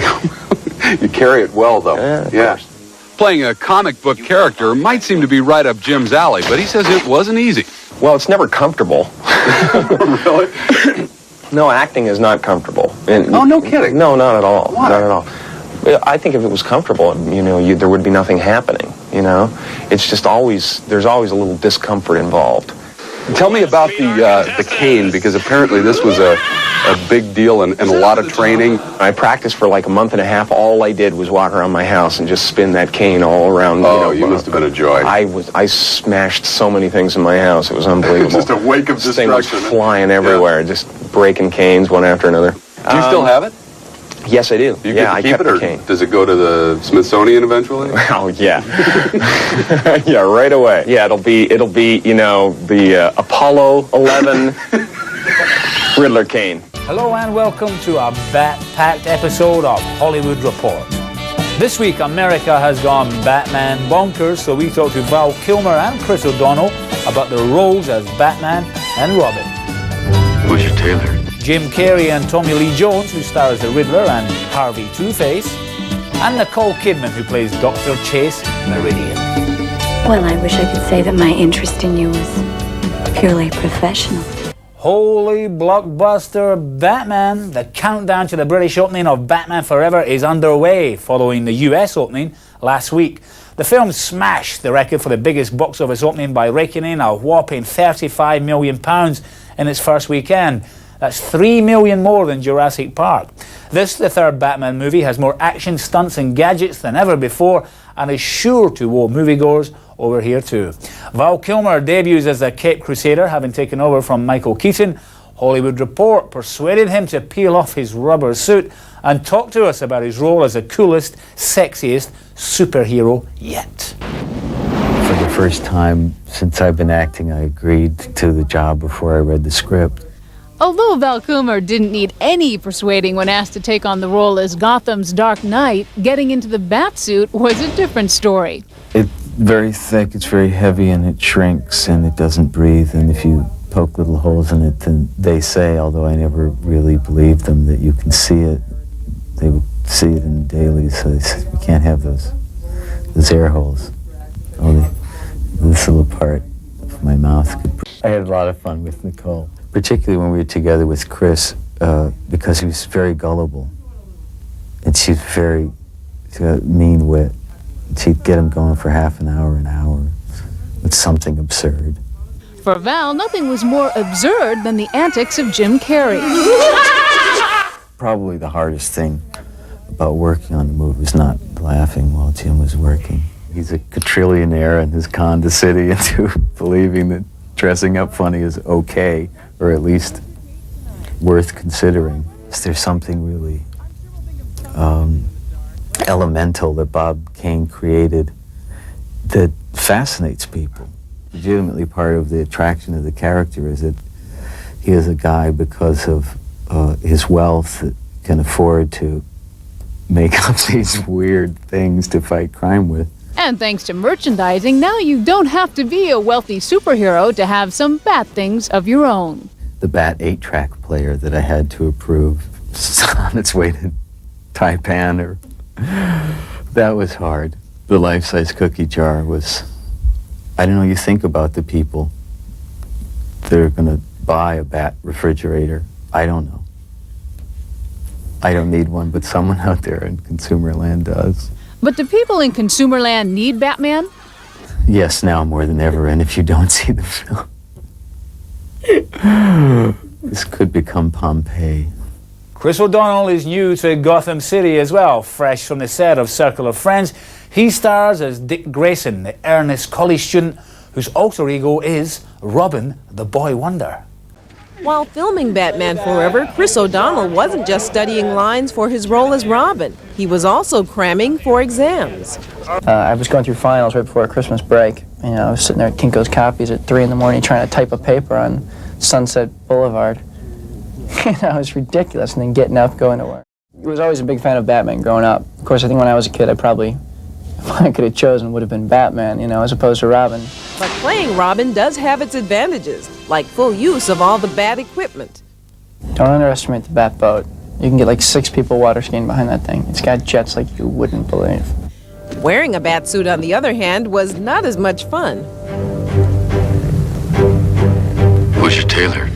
I lost all the skin around my face here from wearing that mask. They had it glued onto me, which was not comfortable. I kind of had like a permanent rash around my eyes. People say, "You getting any sleep?" Or, and you go home and it's hot. You couldn't get all the eye makeup off, and you know you just look like a male slut or something with this heavy eyeliner on. You know, it's fun because I'm running around these sets and these cars and these costumes. It really is. You're kind of getting paid to play around.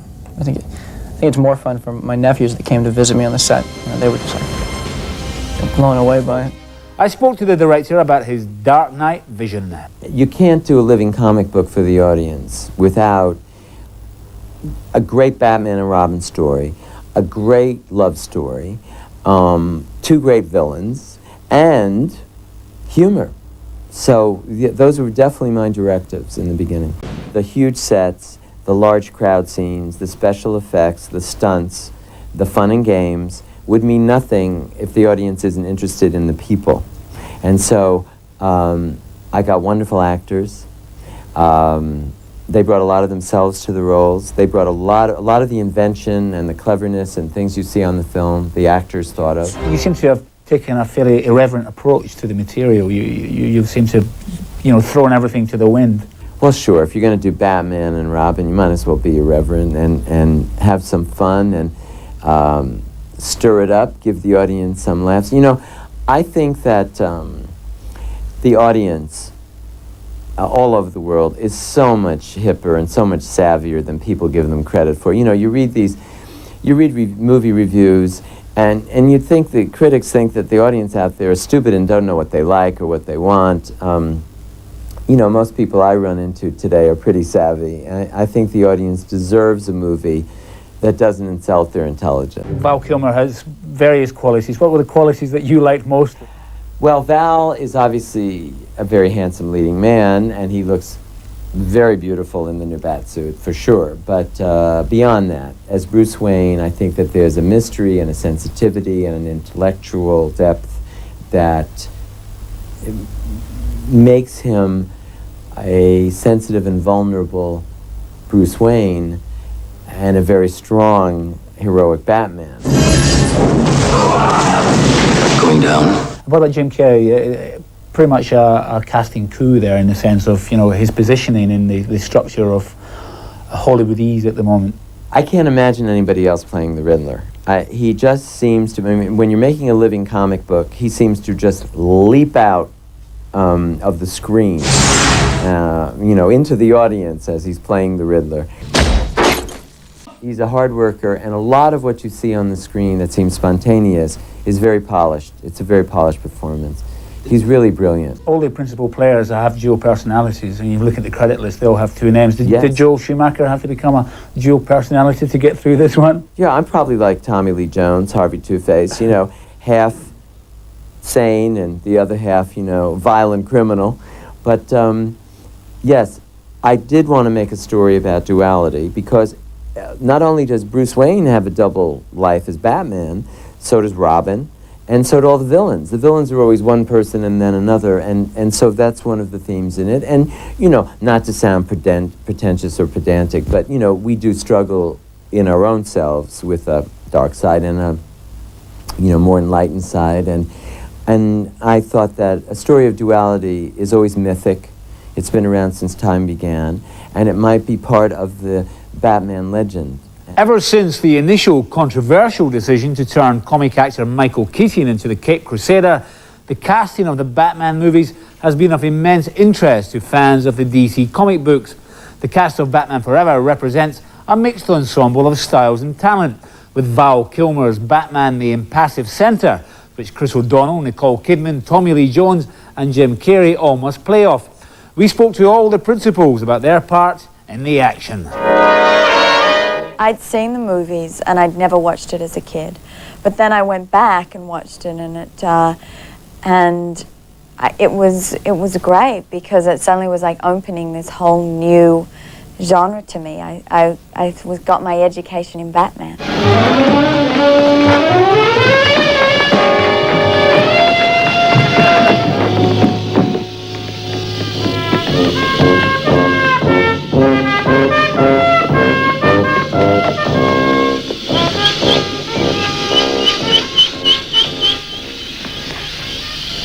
Some days you just can't get rid of a bomb. My thought was, no, I don't want to do it. It's a cartoon, and I'm tired, and I'm not interested. My son said, wait a minute, Dad, let's think this over.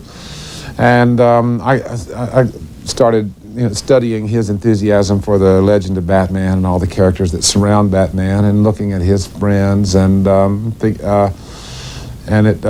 before long it became, very appealing to play a character that has a chance to become an object of delight for 11-year-olds of all ages all over the world. So he pretty much talked me into it. It's a little bit lighter. I mean, a little bit more humor.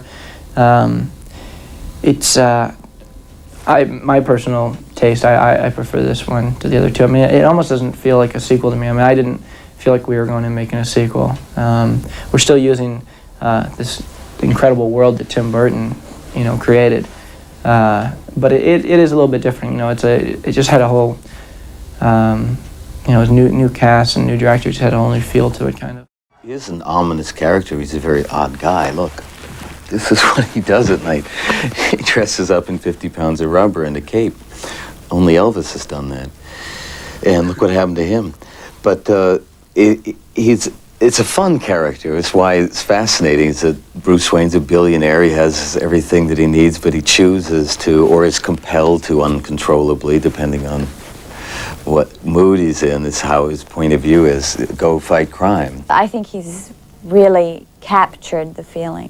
I said that Michael Keaton and Val Kilmer both have great lips, so that's one of the reasons why Val got the job. You got to have those great lips. I'm completely into psychology and all that. I love strategizing the psychology of the character. It's part of the fascinating part about acting. You get to become like an amateur psychologist. By the way, I've seen your mind, freak. You have to know who your character is, and then you dress him up, But it has to come from a place. Riddle me this, riddle me that. Who's afraid of the big black bat? Well, the first costume fitting, I realized there was, sugar and fat were out of the diet. It was like, oh, good. Oh, that's where it lies. It was like being painted. You have to be aware of the type of movie that you're making. You can't keep saying, well, why does it exist this way? Or, you have to throw logic out the window and be willing to go with it. We really don't stop and dwell excessively on any thematic content. Yes, everyone has two personalities, and yes, that's what we use for a theme. And no, we don't stop and dwell on it. We're trying to chase the bad guys and catch them, and the bad guys are trying to kill the hero. Let's start this party with a bang! What would be your lasting experience of the movie? What did you take away from it? I took everything. I took my suit, I took my costume. This Batman's a smash, and the new man behind the cowl is Val Kilmer, who sat down with me to discuss Batmania. So were you exhausted, bruised, and battered, and beaten to a pulp? And then Jim was tired one day, so I did his too. Of course. Val is that he had never heard of the guy who was going to play the Riddler. He must have been the only one in the universe who didn't know Jim Carrey. Carrey's even on the cover of this week's Newsweek. I had no idea who he was. Yeah? I said, "Who is he?" And they said, "Jim Carrey." And I said, I don't know his work. So they rushed over Ace Ventura. And My ego is out of control! I don't think I got through the credits. I called back. I said, "Oh, I know why you're all warm and clammy and glowy." He's funny. Batman is back in Batman Forever. This time Val Kilmer is the Caped Crusader, Nicole Kidman is his love interest, Chris O'Donnell is Robin, and Jim Carrey and Tommy Lee Jones are the bad guys. So what's the hardest part of being a superhero? It's that darn costume. Who's your tailor? The Batsuit, a complete pain in the neck? Yeah. And the rest of the body. arm and the torso. Oh, right. Yeah. Only the lips were spared. The only thing that really bothered me about mine was the mask, because it was glued onto my face. And there were no straps. It would have been much easier if we could just, put a little strap on it. But no, they would put my eye makeup on, and then they'd put the glue on, and they'd stick it on. I don't get to put on one of those villain suits, unfortunately. Well, I wanted to wear that Riddler suit. That's what I would love to wear, but it was made for Jim Carrey. If I can work this out, would you do it? No, only in the privacy of my own home. Yeah, right. Jim Carrey says his costumes were a little tight, but he has no one to blame but himself because he helped design the later, more elaborate Riddler outfit. I said, wouldn't it be kind of neat if the Riddler, because it's the concept of it's like Elvis in Vegas. I think that at a certain point when somebody kind of loses themselves, they start adorning the outside of their body with gold, and I wanted to go Elvis in Vegas. Tommy Lee Jones plays Harvey Two-Face. Half his face is made up to look grotesque, but he says the real challenge was the heavy reading that he did for the part. My research was simply to read all the comic books that I could, familiarize myself with all the various images of Harvey that there have been over the years, and I had a lot of fun preparing for this role, because the only thing you can do, the only thing that I should have done, is just to read a lot of comic books, and that's what I did. Of course, the advantages of being a superhero are many, including that Batmobile. So the car really works? Oh, yeah. It's got about 140 miles an hour. How fast did you get up? 160. You did not. You're Did making too. this up. Went right off the thing, off the bat odometer. Well, I'm not going to argue with Batman. Can I persuade you to take a sandwich with you, sir? I'll get drive-through. Quite a movie, and making this colossal big-screen comic book cost some big bat bucks. The estimates for the production of Batman Forever, they range between $70 and $100 million. Of course, the filmmakers are betting that they're going to be able to make a good chunk of that cash over the opening weekend. Yeah, I'm sure they probably will. Deep beneath the Gotham City McDonald's, the time has come for the Gotham Glassware Collection. Get all your favorite characters from the movie Batman Forever, including Batman himself and the Riddler, chiseled in high-quality glass. Take a break at McDonald's and collect all four. Just 99 cents each when you buy any McDonald's Extra Value meal or any other food purchase. Here you are, sir. Batman. Now I've got him!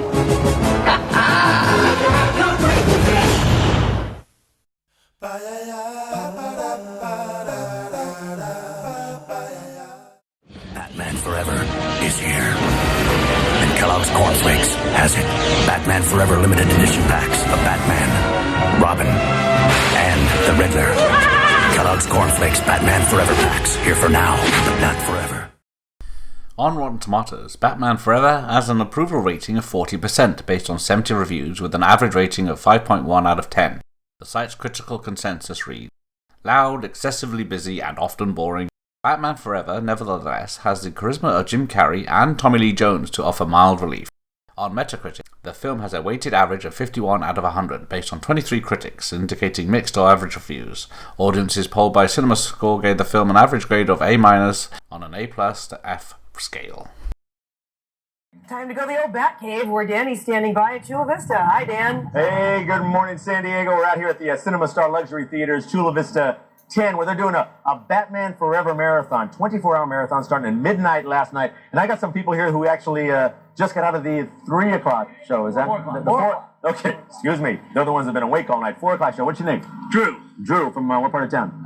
Pacific Beach. Now wait, show the shirt. We got to see the shirt here because we know right away this guy is a fan. Now is this 3 o'clock? Don't pose. Just show the shirt.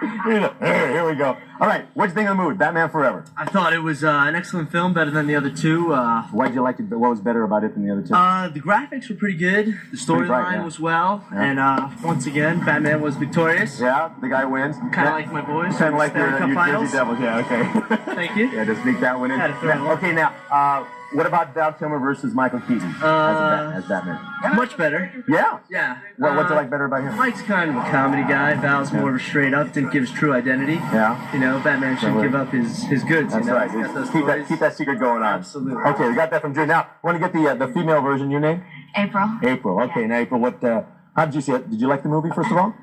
Yeah. Much better than the second one. Did you see both the first 2 Batmans? Okay, but what didn't you like about the second one? The penguins. The penguins bothered you. Okay, they can really bother people like that. I don't know, go figure. What about what do you like Jim Carrey? Yeah, I like him real well. Yeah. Did you think he stole the movie, or did you think it was still Batman's I movie? think he played a major part. Yeah. Okay, now get the female opinion here. Was it a sexy movie? I keep hearing people referring to it as kind of a sexier Batman. Yeah. Yeah? With With Robin? Robin doing the laundry. Did you like that? Yeah. Yeah. There's a scene in there where Robin just does things with wet clothes that you just wouldn't believe. You got to see the movie to believe that. Would you go see it again? You would? Okay, cool. Now, one more guy here. Again, another Batman fan. You can see right there. He's got this, but wait, we'll show you his real true Batman commitment. I got this right here. Oh, wow. Okay. It's all real. Yeah. Again, another guy who just wants to pose, everybody. What's your name? Jimmy. All right, Jimmy. Now, first of all, this is a whole group of you from where? Schooners. Came from and Schooners TV. after work. Did you guys so you worked last night till what time? Till 2:33. And then came here for the 3 o'clock? Sure. Boy, oh boy. What do you think of Batman Forever? Well, it was a really good movie, and I think what is important to remember is that Batman more or less transcends Val Kilmer. He transcends Michael Keaton. Yeah. And Batman is Batman, regardless of who's playing him. Did you read the books growing up as a kid or still? Oh, yeah. Yeah? Oh, yeah. Oh, yeah. So, Ask me, quiz me. You Ask know me the a question. essence of the Dark Knight? Yes, everything that is. I think Val Kilmer has come the closest so far. Why? To embodying. Why? Well, Michael Keaton's a wimp. Anybody could be in the Batsuit, but you have to play a good Bruce Wayne. Yeah, and that's what it comes down to? Yeah, bottom line. All right, would you go see it again? Oh, yeah. All right. Now Jack Adrian, neither of you have seen this movie yet, or you didn't go to No, and the question I want to ask you, Danny, can you, in one sentence, besides, we've just heard what's good, bad, one sentence, what's this about? What's okay? The Batman storyline. Give me the Batman storyline of the movie. Yeah, this one. This one, Two-Face. Yep. Causing a little trouble in Gotham City. Batman runs in, saves the day more or less. Robin decides he wants to help him, regardless of Batman wants him to or not. Yep. And he does. It kind of shows the origin of where Robin came from, too, right? More or less, yes. Yeah, so you get a lot of conflicts. The whole thing about Batman is kind of this almost a split personality himself. Dichotomy would be a good word. Wow. See, the guy's a film major all of a sudden. I don't know. All right, now given your idea here, April, about the movie. Now you thought Robin was kind of on the sexy side. Mm-hmm. Would you want to see him in the next Batman movie if there's one? Definitely. Yeah. Give me someone who would be a good villain. Who would play a good villain besides who you've seen already in the first 3 movies? Anybody else come to mind? It could be anybody got an idea for a good a Batman villain for another movie? Yeah. Danny Romero. Who's a real wacko guy actor? You could have. An actor? Yeah. Or would you I want don't to know. see Jack back as a Joker? I don't know, I'm kind of a sporting guy. Scott Stevens is the devil. Here he is, this hockey thing again. All right, Jack Adrian, back to you, and you guys want to go see it again? Let's go back catch up. We're going to go see it again. Nobody Take us, nobody talked about Nicole Kidman in this. Oh yeah, anybody Nicole Kidman? Any comments about Nicole? Hussy. A hussy. One word for Nicole. She was very attractive. Very attractive. Okay, the hockey mind works again, ladies and gentlemen. I want to know, Danny, during this, did they munch out on popcorn? How do you keep awake besides there you go. the You guys, movie? especially you guys, getting off of work, how did you stay awake during the movie? Did you like have extra sugar intake or what? I've been waiting for this for 3 months. So just the anticipation got it for you. How about you? What kept you going? She's in a daze even still, ladies and gentlemen. What kept you going? The thrill of Batman just couldn't keep my eyes open. There you go. All right. That's how they do it. It's the spirit of Batman that drives you along. Jack and Adrian. Well, I would have needed coffee, gallons of it. I would have needed popcorn and everything else. Our first movie is Batman Forever, the latest in the enormously successful series of films that attempt to cross a comic book superhero with the shadows and mysteries of film noir. The new Batman is Val Kilmer, who finds he's very attractive to Dr. Chase Meridian, an abnormal psychologist played by Nicole Kidman. Meanwhile, elsewhere in Gotham City, two villains lay their plans. Two-Face, a former DA gone wrong, is played by Tommy Lee Jones. And the Riddler is Jim Carrey, looking a lot like his character in The Mask here, as he explains his plans to drain the city's collective IQ straight into his own brain. The original comic books were about Batman and Robin, but the first two movies had no Robin. This one does, an orphaned acrobat played by Chris O'Donnell, who's taken in by a well-meaning Bruce Wayne and soon discovers that his host has a secret life as Batman. Meanwhile, the budding attraction between the sexy Dr. Meridian and Batman continues to grow, maybe because she's attracted to his costume. You trying to get under my cape, Doctor? Batman Forever is a great-looking movie, and it's entertaining, but somehow this series keeps on missing the boat. Batman is the most fascinating and mysterious of all the comic book superheroes, and he's about more than simply action and special effects and colorful villains. Batman Forever is basically just a very good-looking comic book movie, and I think Batman deserves more and better. It's funny, I've been having a strange reaction to this picture. I liked it while I was watching it, and as soon as it was over, it didn't mean anything to me. And as the days have gone on, it's meant even less, if that's possible. I'm recommending the picture because I can't deny that while I was watching it, I thought the dialogue was very funny. I thought that Jim Carrey, sometimes he goes over the top, but that's Jim Carrey.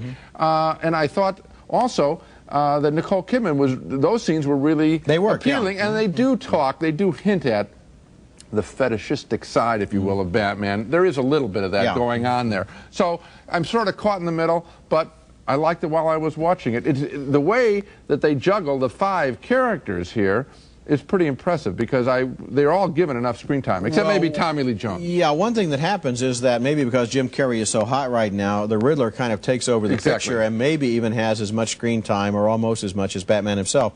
I cannot quite recommend this movie, and yet I do think it's better than the previous one, Batman Returns. It's kind of in that middle area, and as you observed, it doesn't really have any resonance. No. It's kind of like it's a 2-hour and whatever it is, 3-minute movie. A lot of good scenes and no substance. 2 hours and 5 minutes after it starts, you're thinking about something. An incredible $52.7 million over the weekend, passing Jurassic Park as the all-time weekend ticket seller. Batman Forever did boffo business at the box office, but what did the Bat fans really think of the super sequel? E.T. took to the streets of the real Gotham, New York City to get the dirt on the dynamic duo. Batman Forever. Batman Forever, of course. The gadgets is great. I really like the gadgets. It was great. It was definitely better than 1 and 2. I like the Riddler. He was funny. I thought Val Kilmer was probably the best actor. It's the car, right? Chicks love the car. While Batman Forever was awaited with much anticipation, for one moviegoer, the movie provided inspiration. When I grow up, I'm going to be Batman, but not soon. All right. Critics, Batman Forever opens this weekend. Will Val Kilmer fly as the Dark Knight, or is his performance riddled with problems? We get the lowdown now from Peter Travers of Rolling Stone and Dana Kennedy of Entertainment Weekly in this week's installment of He Said, She Said.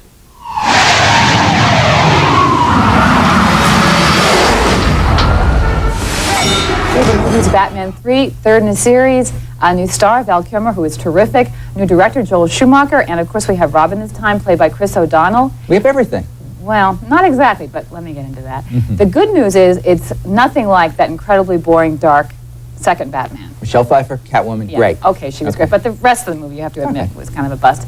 The bad news, Penguins. as far as I'm concerned, is that this is disappointing. There's too many huge, boring, showy special effects scenes and not enough of the terrific little scenes between some of the great performers in this movie. See, I disagree completely. I think the movie has probably too many things going on for it. It almost collapses from the weight of plot that's in it. But I think you have in Jim Carrey's... It collapses from the plot. You've got a Robin plot, a Riddler plot, a Two-Face plot, and a Nicole Kidman plot. They're vignettes. not human to you. Sketches at best. It's Batman, so come on. Okay, we've got to deal with that.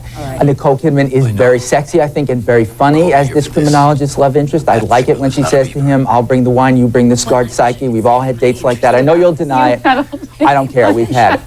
Chris O'Donnell is really funny as Robin. I think he steals the Batmobile and goes out and pretends he's a Latino lover boy and says, want the ride in my love machine, baby? Funny. It was funny. All these lines, Peter, I memorized it, especially the Riddler when he said, spank me, because he couldn't take disagreement. He just said, spank me. So that's what I say to you. I see. In your dreams, I say to you. Okay, listen to me. We don't disagree when you say that, because these little scenes you're talking about between, say, Batman and Nicole Kidman, between Alfred, who's great, and Robin, all these wonderful little human scenes are terrific. But Peter, there's not enough of them. We go 2 minutes of those, and then we have these endless huge scenes set like in a circus or set in some area. But you didn't like the Batmobile going up the side of the building? You didn't like the Bat plane morphing into a Bat submarine? Sure, it's fine These for a are couple fun of minutes. things. It's fine for a couple of minutes. There's too much of that. But that brings me to my question for you is, don't you think that guys can go to a movie and be happy and say, well, God, the special effects were really great? I think women, I hate to pigeonhole us. I refuse to see it as a guy. Spank me. I just refuse to accept that. Thank you. This is unbelievable. I'm going to charge you with harassment. I'm not going to spank you.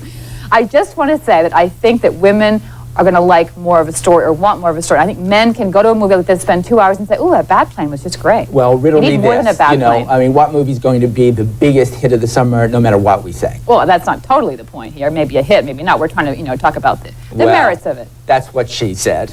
And that's what he said. Hello and welcome to the movie show. Despite the fact that Tim Burton's first Batman movie rewrote box office records back in 1989, the level of success subsequently achieved by films like Jurassic Park and The Lion King have made the Cape Crusaders' original accomplishment look rather quaint by comparison. Indeed, the cool reception afforded Burton's 1992 sequel, Batman Returns, suggested that a considerable creative overhaul might be in order if the superhero series was to capture the public's imagination for a third time. To that end, the Bat flies again this summer, with not only a new man behind the camera, client director Joel Schumacher, but also a fresh face behind the Bat mask, the debut of sidekick Robin, and the most impressive lineup of co-stars yet assembled for a Batman movie. In what represents a major bid for maximum commercial potential, director Schumacher has given Batman Forever a brighter look than Burton's dark vision ever allowed for, using the full range of comic book colours and compositions to eye-popping effect. Style aside, the movie has been cast as a surefire blockbuster. Val Kilmer takes over from Michael Keaton as Batman himself, bringing a sexuality to the heroic role that's doubled once Chris O'Donnell comes on the scene as Robin. As a psychologist obsessed with Batman, Nicole Kidman is saddled with an underwritten role which, as far as female leads go, pales in relation to Michelle Pfeiffer's Catwoman. Also lost amidst the action is Tommy Lee Jones, who, for an actor of his stature, is surprisingly underused as Two-Face, possibly the weakest villain in a Batman movie to date. Blast him! However, the canniest casting coup of all is Jim Carrey, as the Riddler taps into the same manic energy that propelled him through The Mask, once again transforming into a human special effect to steal every scene that he's in. Was that over the top? As a commercial package, Batman Forever is just about flawless. However, as a 2-hour film, it's a little more problematic, with too many characters and too many plot strands getting in the way of narrative coherency.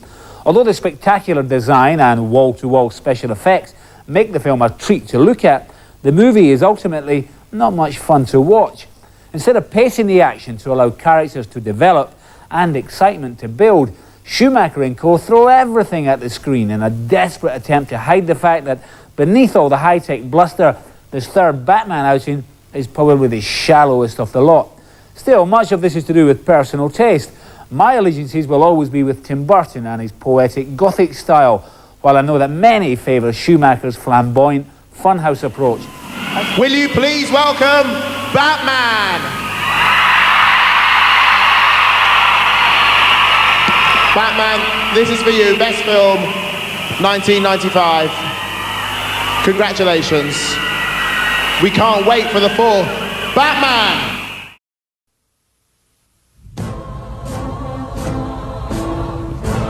Can I persuade you to take a sandwich with you, sir? I'll get drive-thru. Introducing McDonald's Superhero Burger. Tomatoes, crisp lettuce, the great taste of 2 cheeses melted over 3 beef patties on a superhero bun. It's McDonald's Taste of the Month everyone's making a break for. Welcome to McDonald's. May I take your order?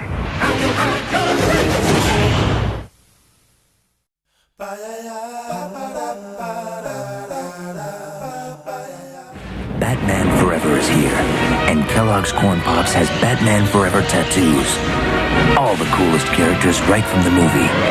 There's 2 free Batman Forever tattoos in special edition boxes of Kellogg's Corn Pops.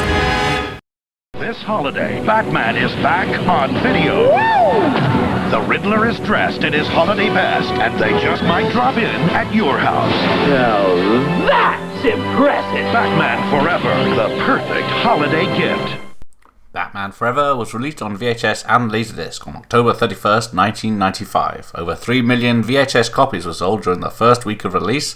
The film was then released on DVD on May 20th, 1997.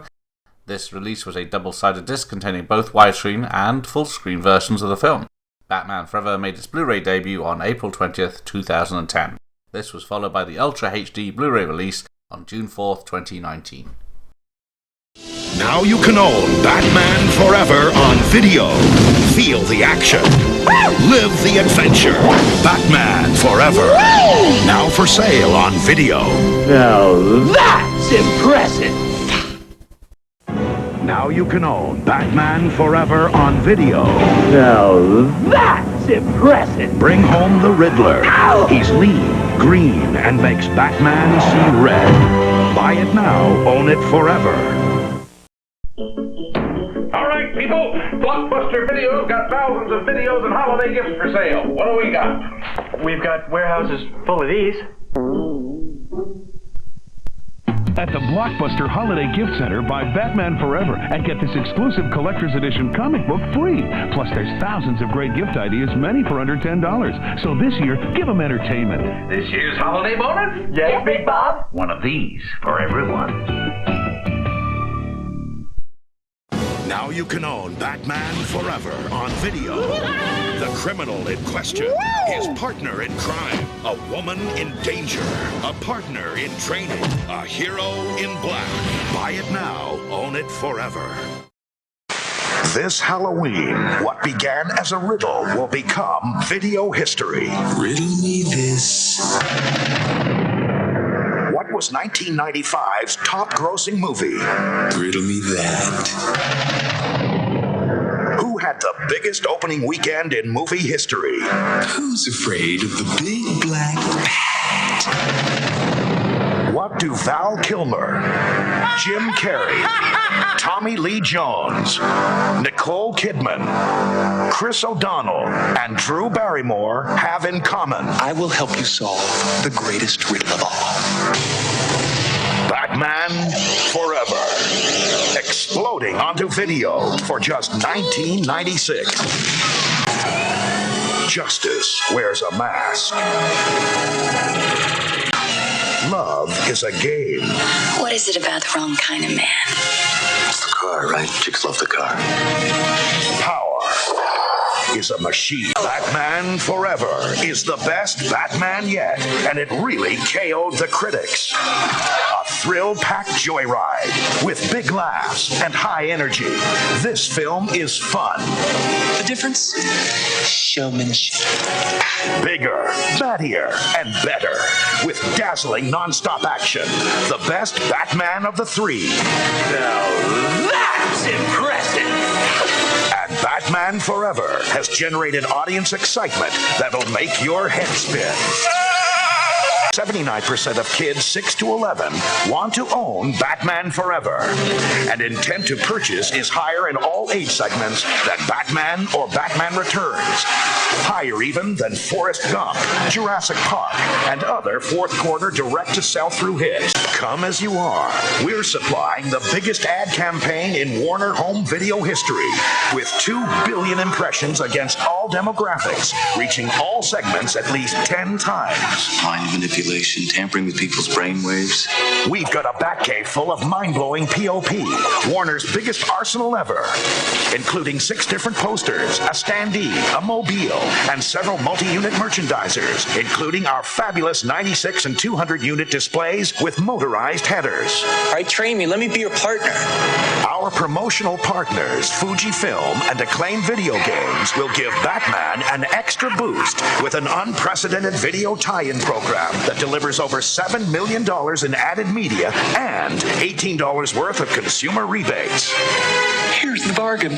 In each specially marked cassette, there's a $5 mail-in rebate with the purchase of Batman Forever and eligible Fuji products. A $10 mail-in rebate with the purchase of Batman Forever and Acclaim's Batman Forever video game. Plus, a $3 mail-in rebate with the purchase of Batman Forever and one of 12 great Warner or MGM UA video titles, including the newly reissued James Bond collection. What's the point, big boy? 1995's must-own mega hit will turn Halloween into a sales monster. Who's your dealer?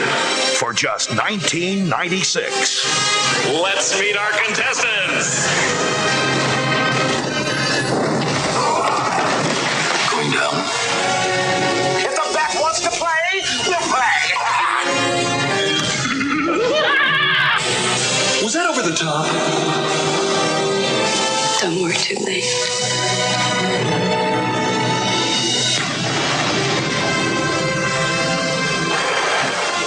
You forgot the part where you kiss the girl. I'm a part of this, whether you like it or not. How come you don't look so good in that suit? Shut up.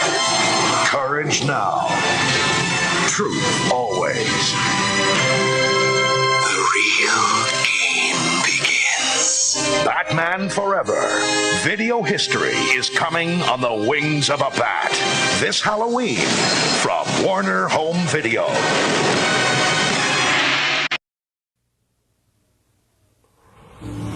Put on some fresh gear. Slide in your ride and jet for a super break. There's a new hero in the house. McDonald's Superhero Burger.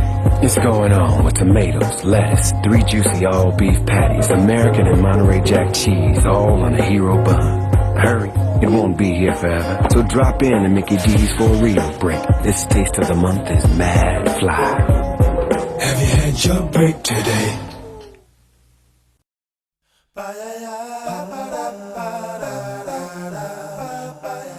It's all the action of Batman Forever with Batman Forever movie postcards. Now on Kellogg's Mini Wheat cereal, featuring the coolest movie scenes in a 6-card collector's set. Batman Forever movie action with 2 free postcards on marked boxes of Kellogg's Mini Wheats. Right. It is the Batman Forever phenomenon. There are about 2 million Bat toys you could spend a fortune on when the kids see them in today's edition of the E.T. Gazette. From Bat burgers to Bat mugs, merchandise tied to Batman Forever is zooming out the door faster than you can say holy promotion. In the battle of the action figures, one major toy store chain reports that the bad guy is winning, with the Riddler being the hottest selling figure to date. Of the summer. So now everybody wants to meet the real guy. Toys R Us has the Batman Forever Batmobile, so you can be ready for the Riddler too. Toys R Us, the world's biggest toy store. It's Batman Forever. The Riddler's brain trap drains your brain, but Night Hunter Batman sets his sights on crushing crime every time. And when Batman soars in the Turbo Batwing, evil is battered with an explosive surprise. It's Batman Forever. Figures and vehicles each sold separately. What goes on inside Batman's head? The Batman Forever micro playsets. Face the mysterious Batcave with trapdoor and rapid launch Batmobile attack. Or reveal the explosive workings of the Riddler's heavily armored hideout. Fire! The Batman Forever micro playsets each sold separately. It's Batman Forever. Two-Face strikes Gotham City, but the mighty flight of attack wing Batman puts the fiendish face in his place. And in the sizzling Batmobile, Batman lights him up, making Two-Face pay twice the price. It's Batman forever. Figures and vehicles each sold separately, batteries not included. More than Man forever. Listen to the talking Riddler. Riddle me this, riddle me that. Nightflight Batman answers with quick-deploy battle armor. And Lightwing Batman blasts a blazing missile, but misses the question. The answer, Batman's 3-in-1 triple-action vehicle that strikes from the sky as the Batwing, sheds its wings to become the powerhouse Batboat, and adds wheels and a snap to become the hard-driving Batmobile. It's the triple answer to crime's ultimate question. Batman forever. Talking Riddler, other figures, and triple-action vehicle each sold separately. Batteries not included. The bat signal pierces the night, and this time, it's calling you. No question, it's Batman forever. Now, guard Gotham City with a punishing power armor set, Bat Signal Blaster, and combat utility belt with an arsenal of crime-fighting gear. Now you are Batman. Blistering batarangs unleash an explosion of power. And with the power of your blazing Bat Signal Blaster, fire up the night and make the Riddler see the light. Are you ready? No question. It's Batman forever. Armor set, utility belt, and Bat Signal Blaster sold separately. Batteries not included. Who explodes with more firepower than ever? No question. It's Batman forever. It's Gotham City's ultimate battle as the Riddler's brain trap drains your brain. But Night Hunter Batman sets his sights on crushing evil every time. And Hydroclaw Robin delivers a devastating left hook. And when Batman soars in the Turbo Batwing, evil is blasted from the sky and battered with an explosive surprise. Who's the ultimate answer to crime? No question. It's Batman forever. Figures and vehicles sold separately. Gotham City heat wave breaks crime wave. When the action heats up in Gotham City, there's only one way to cool things down. The Super Soaker Batmobile from Laramie. Just pump it up and let it rip. It's a high-speed, water-powered crime-fighting machine. So fast, so real, so cool. You won't believe the power. You won't believe the speed. The Super Soaker Batmobile. Crime wave ends. The Super Soaker Batmobile and Batman Super Soaker from Laramie. Each sold separately. Who's got the firepower to face crime every time? No question, it's Batman forever. The terrifying Two-Face strikes Gotham City, but Street Fighter Robin rips in, and the mighty flight of attack-wing Batman puts the fiendish face in his place. And in the sizzling Batmobile, Batman lights it up on a drive for justice, making Two-Face pay twice the price. Heads, justice wins. Tails, evil loses. No question, it's Batman forever. Figures and vehicles each sold separately, batteries not included. At Six Flags Astroworld, in the new Batman Forever Water Stunt Spectacular, the Riddler is taking Gotham by storm, and Batman is the only hope.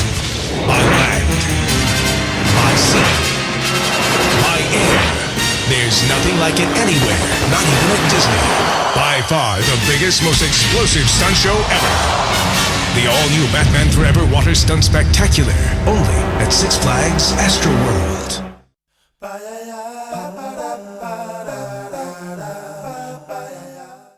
Batman Forever was released as a video game in 1995 for Super Nintendo Entertainment System, Game Boy, Sega Genesis, Game Gear, R-Zone, and MS-DOS. It was followed by Batman and Robin for the PlayStation to promote the release of the film. Two arcade versions, Batman Forever the arcade game, was released in 1996 and was ported to 3 consoles, and a pinball machine based on the film was released in 1995 by Sega Pinball.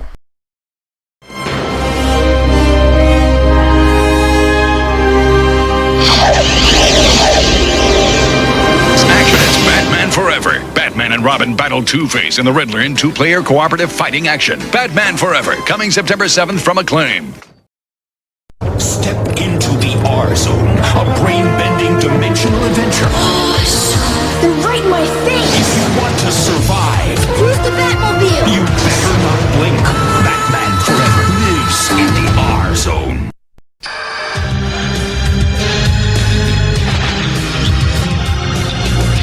He can run, there's no escape. He can hide, that's his fate. He can fight with all his might and never win. When good battles evil, the real game begins.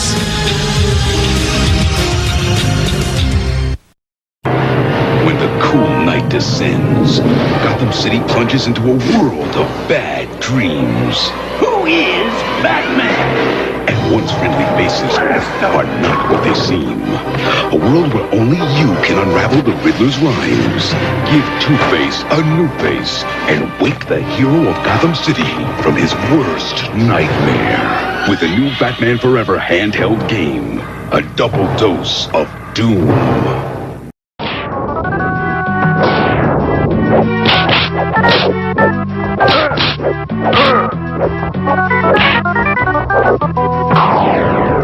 Batman and Robin face off against their arch-enemies, the Riddler and Two-Face, with more bat moves and weapons than ever before.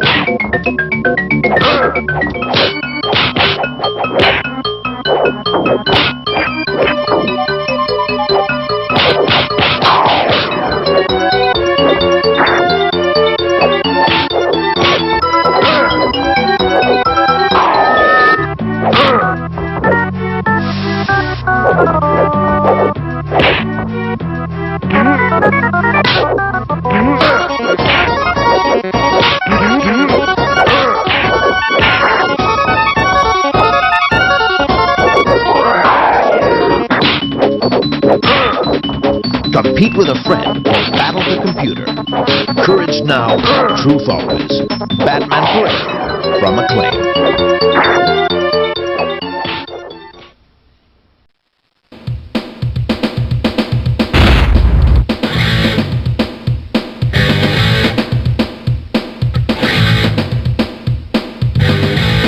This is what makes Batman Forever the blockbuster movie of the year.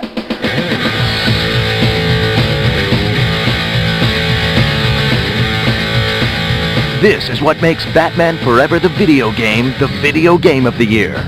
We were able to use the actual film script and work with the production crew before the film even starts shooting. That way we have an edge over every other film, platform, or fighting game on the market. Batman Forever is a multi-million-dollar Hollywood production. It's not a standard video game anymore. The Batman Forever video game uses real performances, real costumes, and actual talent from the film itself, including the real stuntmen. You can actually take their human performance and put it into the video game in a way that's never been accomplished before. It's really a revolution in video game development. Even the movie's backgrounds and sets were shot on location by an acclaimed crew to give the game its incredible realism. When you do a punch, you're gonna feel the weight of the human performer doing the punch. It actually feels like you're in the game. The game's backgrounds aren't only like the movies, they really are the movies. We had film crews on the sets of the films shooting everything in sight. We were able to accurately duplicate the movie's look. Batman Forever is going to look completely different than anything you've ever seen. Warner Brothers gave Acclaim its full cooperation to bring the movie's best elements, like all of Batman and Robin's invincible gadgets, to the game. Flash pellets, homing batarangs. All of Batman Forever's unforgettable characters are in the game. Everybody's going to love this one. The action is fantastic. We also created new enemies. Gadgets, epoxy cannon, which will actually be able to fire and glue people to the floor. Yeah, you'll be able to pick up blueprints in certain levels for gadgets and put them together. In Batman Forever the video game, the player gets to use his wits, cunning, and martial arts, not just Batman gadgets. This is much more than a straightforward fighting and shooting game. You not only need fighting skills for this game, you need fighting smart. There are 8 levels and over 60 stages of play in the Batman Forever video game. The Batman universe we created, you'll be able to go wherever you want, whenever you want. It's so realistic that you actually feel like you're there. In Batman Forever the video game, Batman and Robin can play together as a team. You can play Batman or Robin, the full dynamic duo. The Batman Forever video game experience gets more intense the more you play. There are plenty of hidden moves, rendered 3D backgrounds, hidden weapons, fighting slash platform, hidden levels, slash strategy, photorealistic ultimate character animation. It's a real killer game. It's not going to be easy. Acclaim has combined its advanced technology with great gameplay and Warner Brothers Films superstar characters. I think that's what makes this actually different, is the emotion of the character. When you do a kick with Batman, you actually feel that Batman kicking. Now you've got the one Batman video game that gamers will want to play forever. It's going to be the new standard on the way that video games are judged. There's not any game with Batman in it. This is Batman Forever. Look for Batman Forever the video game on Super NES, Mega Drive, Game Boy, and Game Gear in September, and on PC CD-ROM later this year. Batman Forever. Now the game begins.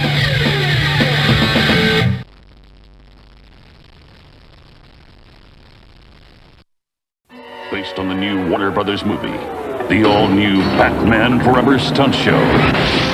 Dynamic, intense, new villains, new heroes, explosive new stunts, and even a spectacular new Batmobile. The Batman Forever Stunt Show.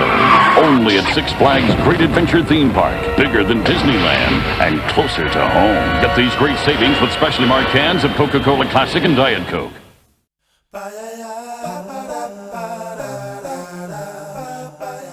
Night 2 with the Batman boxers.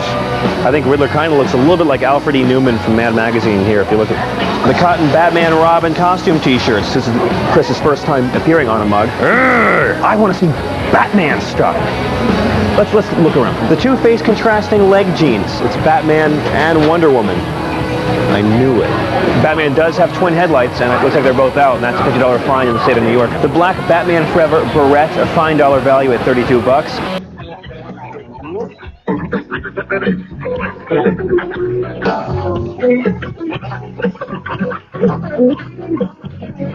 You know, I've seen so much Batman Forever merchandise today, I'm feeling a little bit discombobulated. I think I've actually reached my threshold of bat stuff.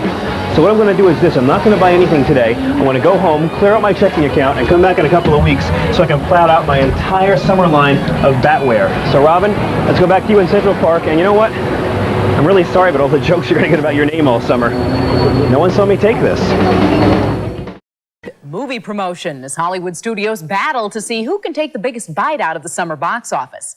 Pocahontas had her premiere party in Central Park, and Casper is haunting Pizza Hut restaurants. But now comes the biggest promotional push of the season. Wherever you look, it's Batman Forever.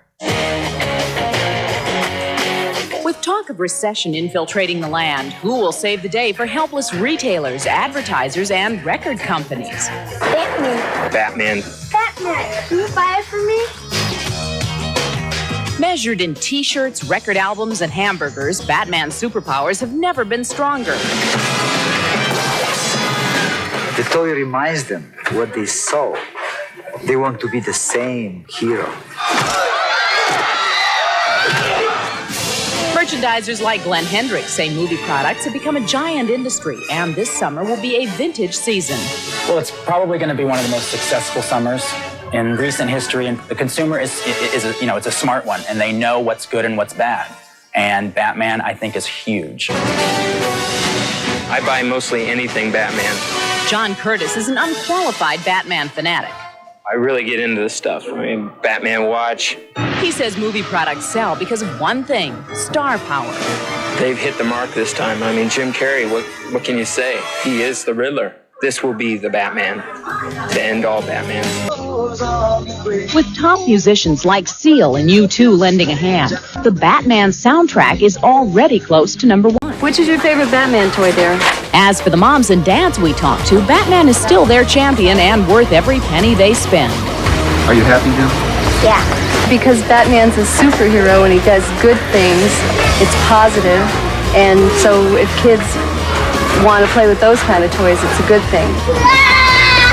And how do you pay for all this bat stuff? Batman checkbook. Batman checks. The creation which moves this mountain of merchandising is the movie itself, of course. And Batman Forever turns out to be a wild ride full of color, crime fighting, plus a dose of comedy mixed in.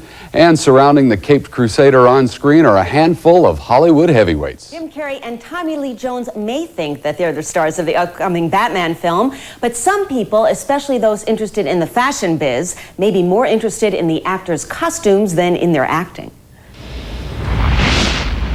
Holy fashion sense, Batman. Forget the cat suits and penguin suits we saw in the first two Batman movies. This time around, the Caped Crusader has enlisted the help of an award-winning fashion designer to put a stylish twist on the merchandising of Batman Forever.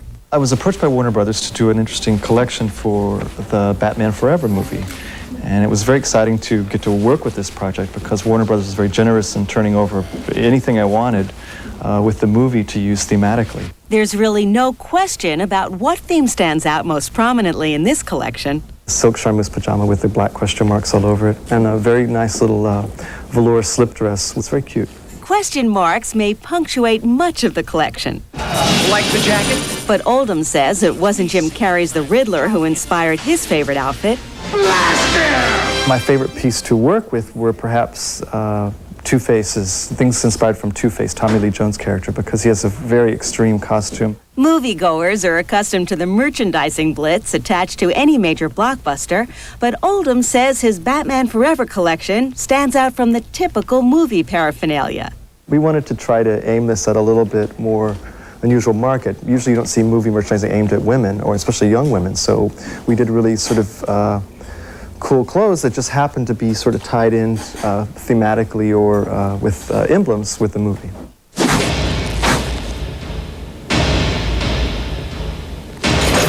But some bat symbols are just too tough to resist. A really fun Batman, actually the movie logo belt buckle. So that's sort of the only place the movie logo appears. Oldham's Batman Forever collection will soon appear in select Warner Brothers studio stores where fashion and film come together. I think it's interesting the way movies and fashion sort of influence each other. Sometimes you get a movie that really clicks and it can create a fashion, frenzy. It looks like Warner Brothers is counting on Batman Forever being a runaway hit and a runway success. But personally, I'm still going to miss the original Catwoman suit. And Showbiz Today will be right back after these. Robin of Batman fame, the Caped Crusader's ballistic Batmobile, and a chauffeur, well, a real star among stars. All that just to sell a sale. Louise Bevan reports.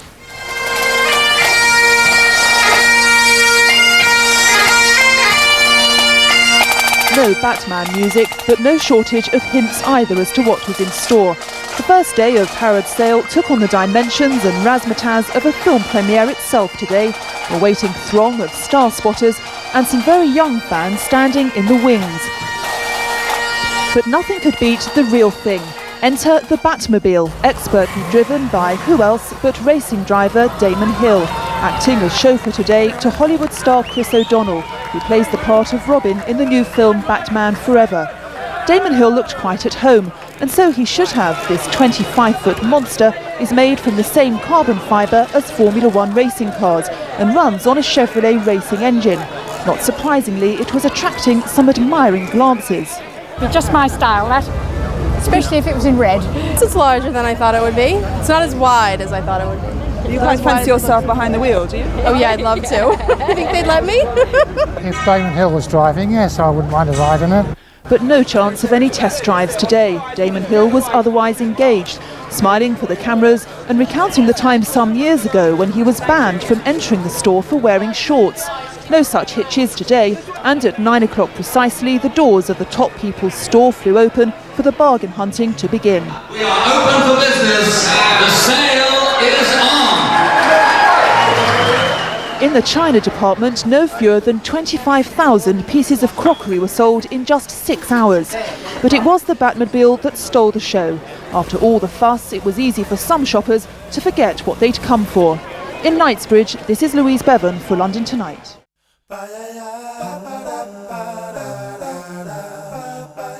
Less than a week away and the publicity blitz is in full force.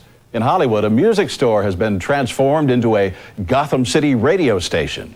As promotion for the premiere of the new Batman movie and soundtrack, Tower Records celebrated with Batman, Robin, and the Batmobile on display.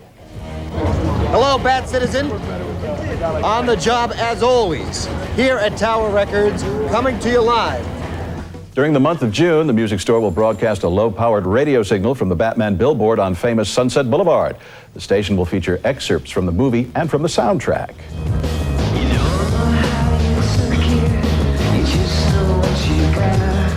The Batman Forever soundtrack features U2, Seal, Mazzy Star, Offspring, and other artists. The CD went on sale Tuesday. And for this flight, Batman gets a musical lift from Irish rock superheroes U2. The ET Gazette has its Bat Clause on the world premiere of the new video for Batman Forever.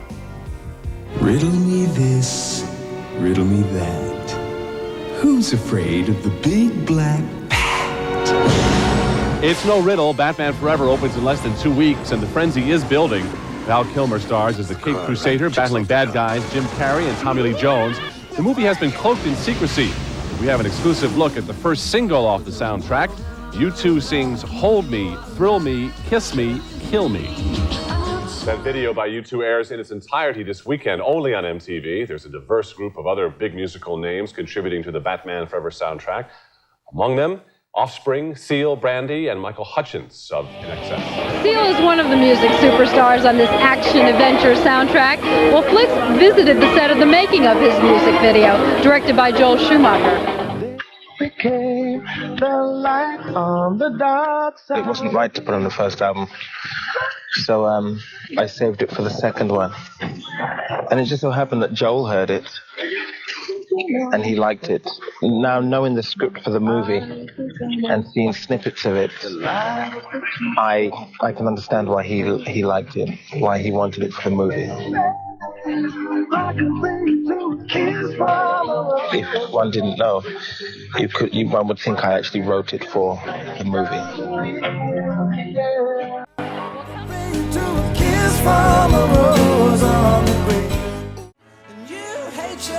Boss at your job, but in your dreams you can blow.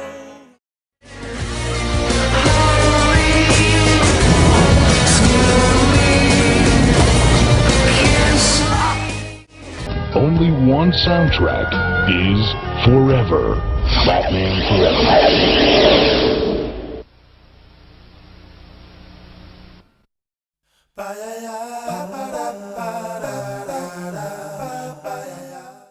Batman Forever premiered on US and UK TVs in the autumn of 1998.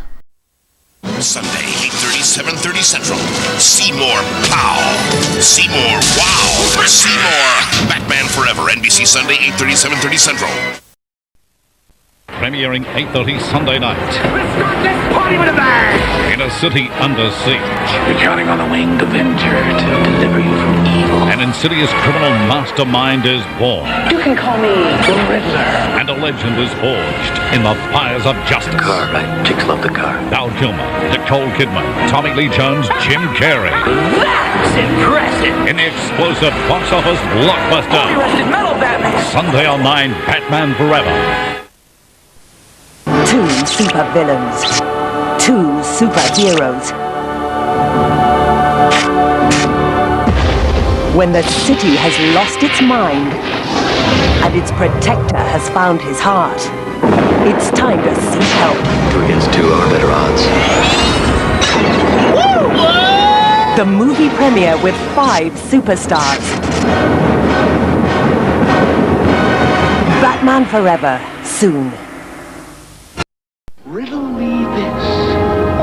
What kind of a man has bats on the brain? Batman Forever, the movie premiere Wednesday, 8:30.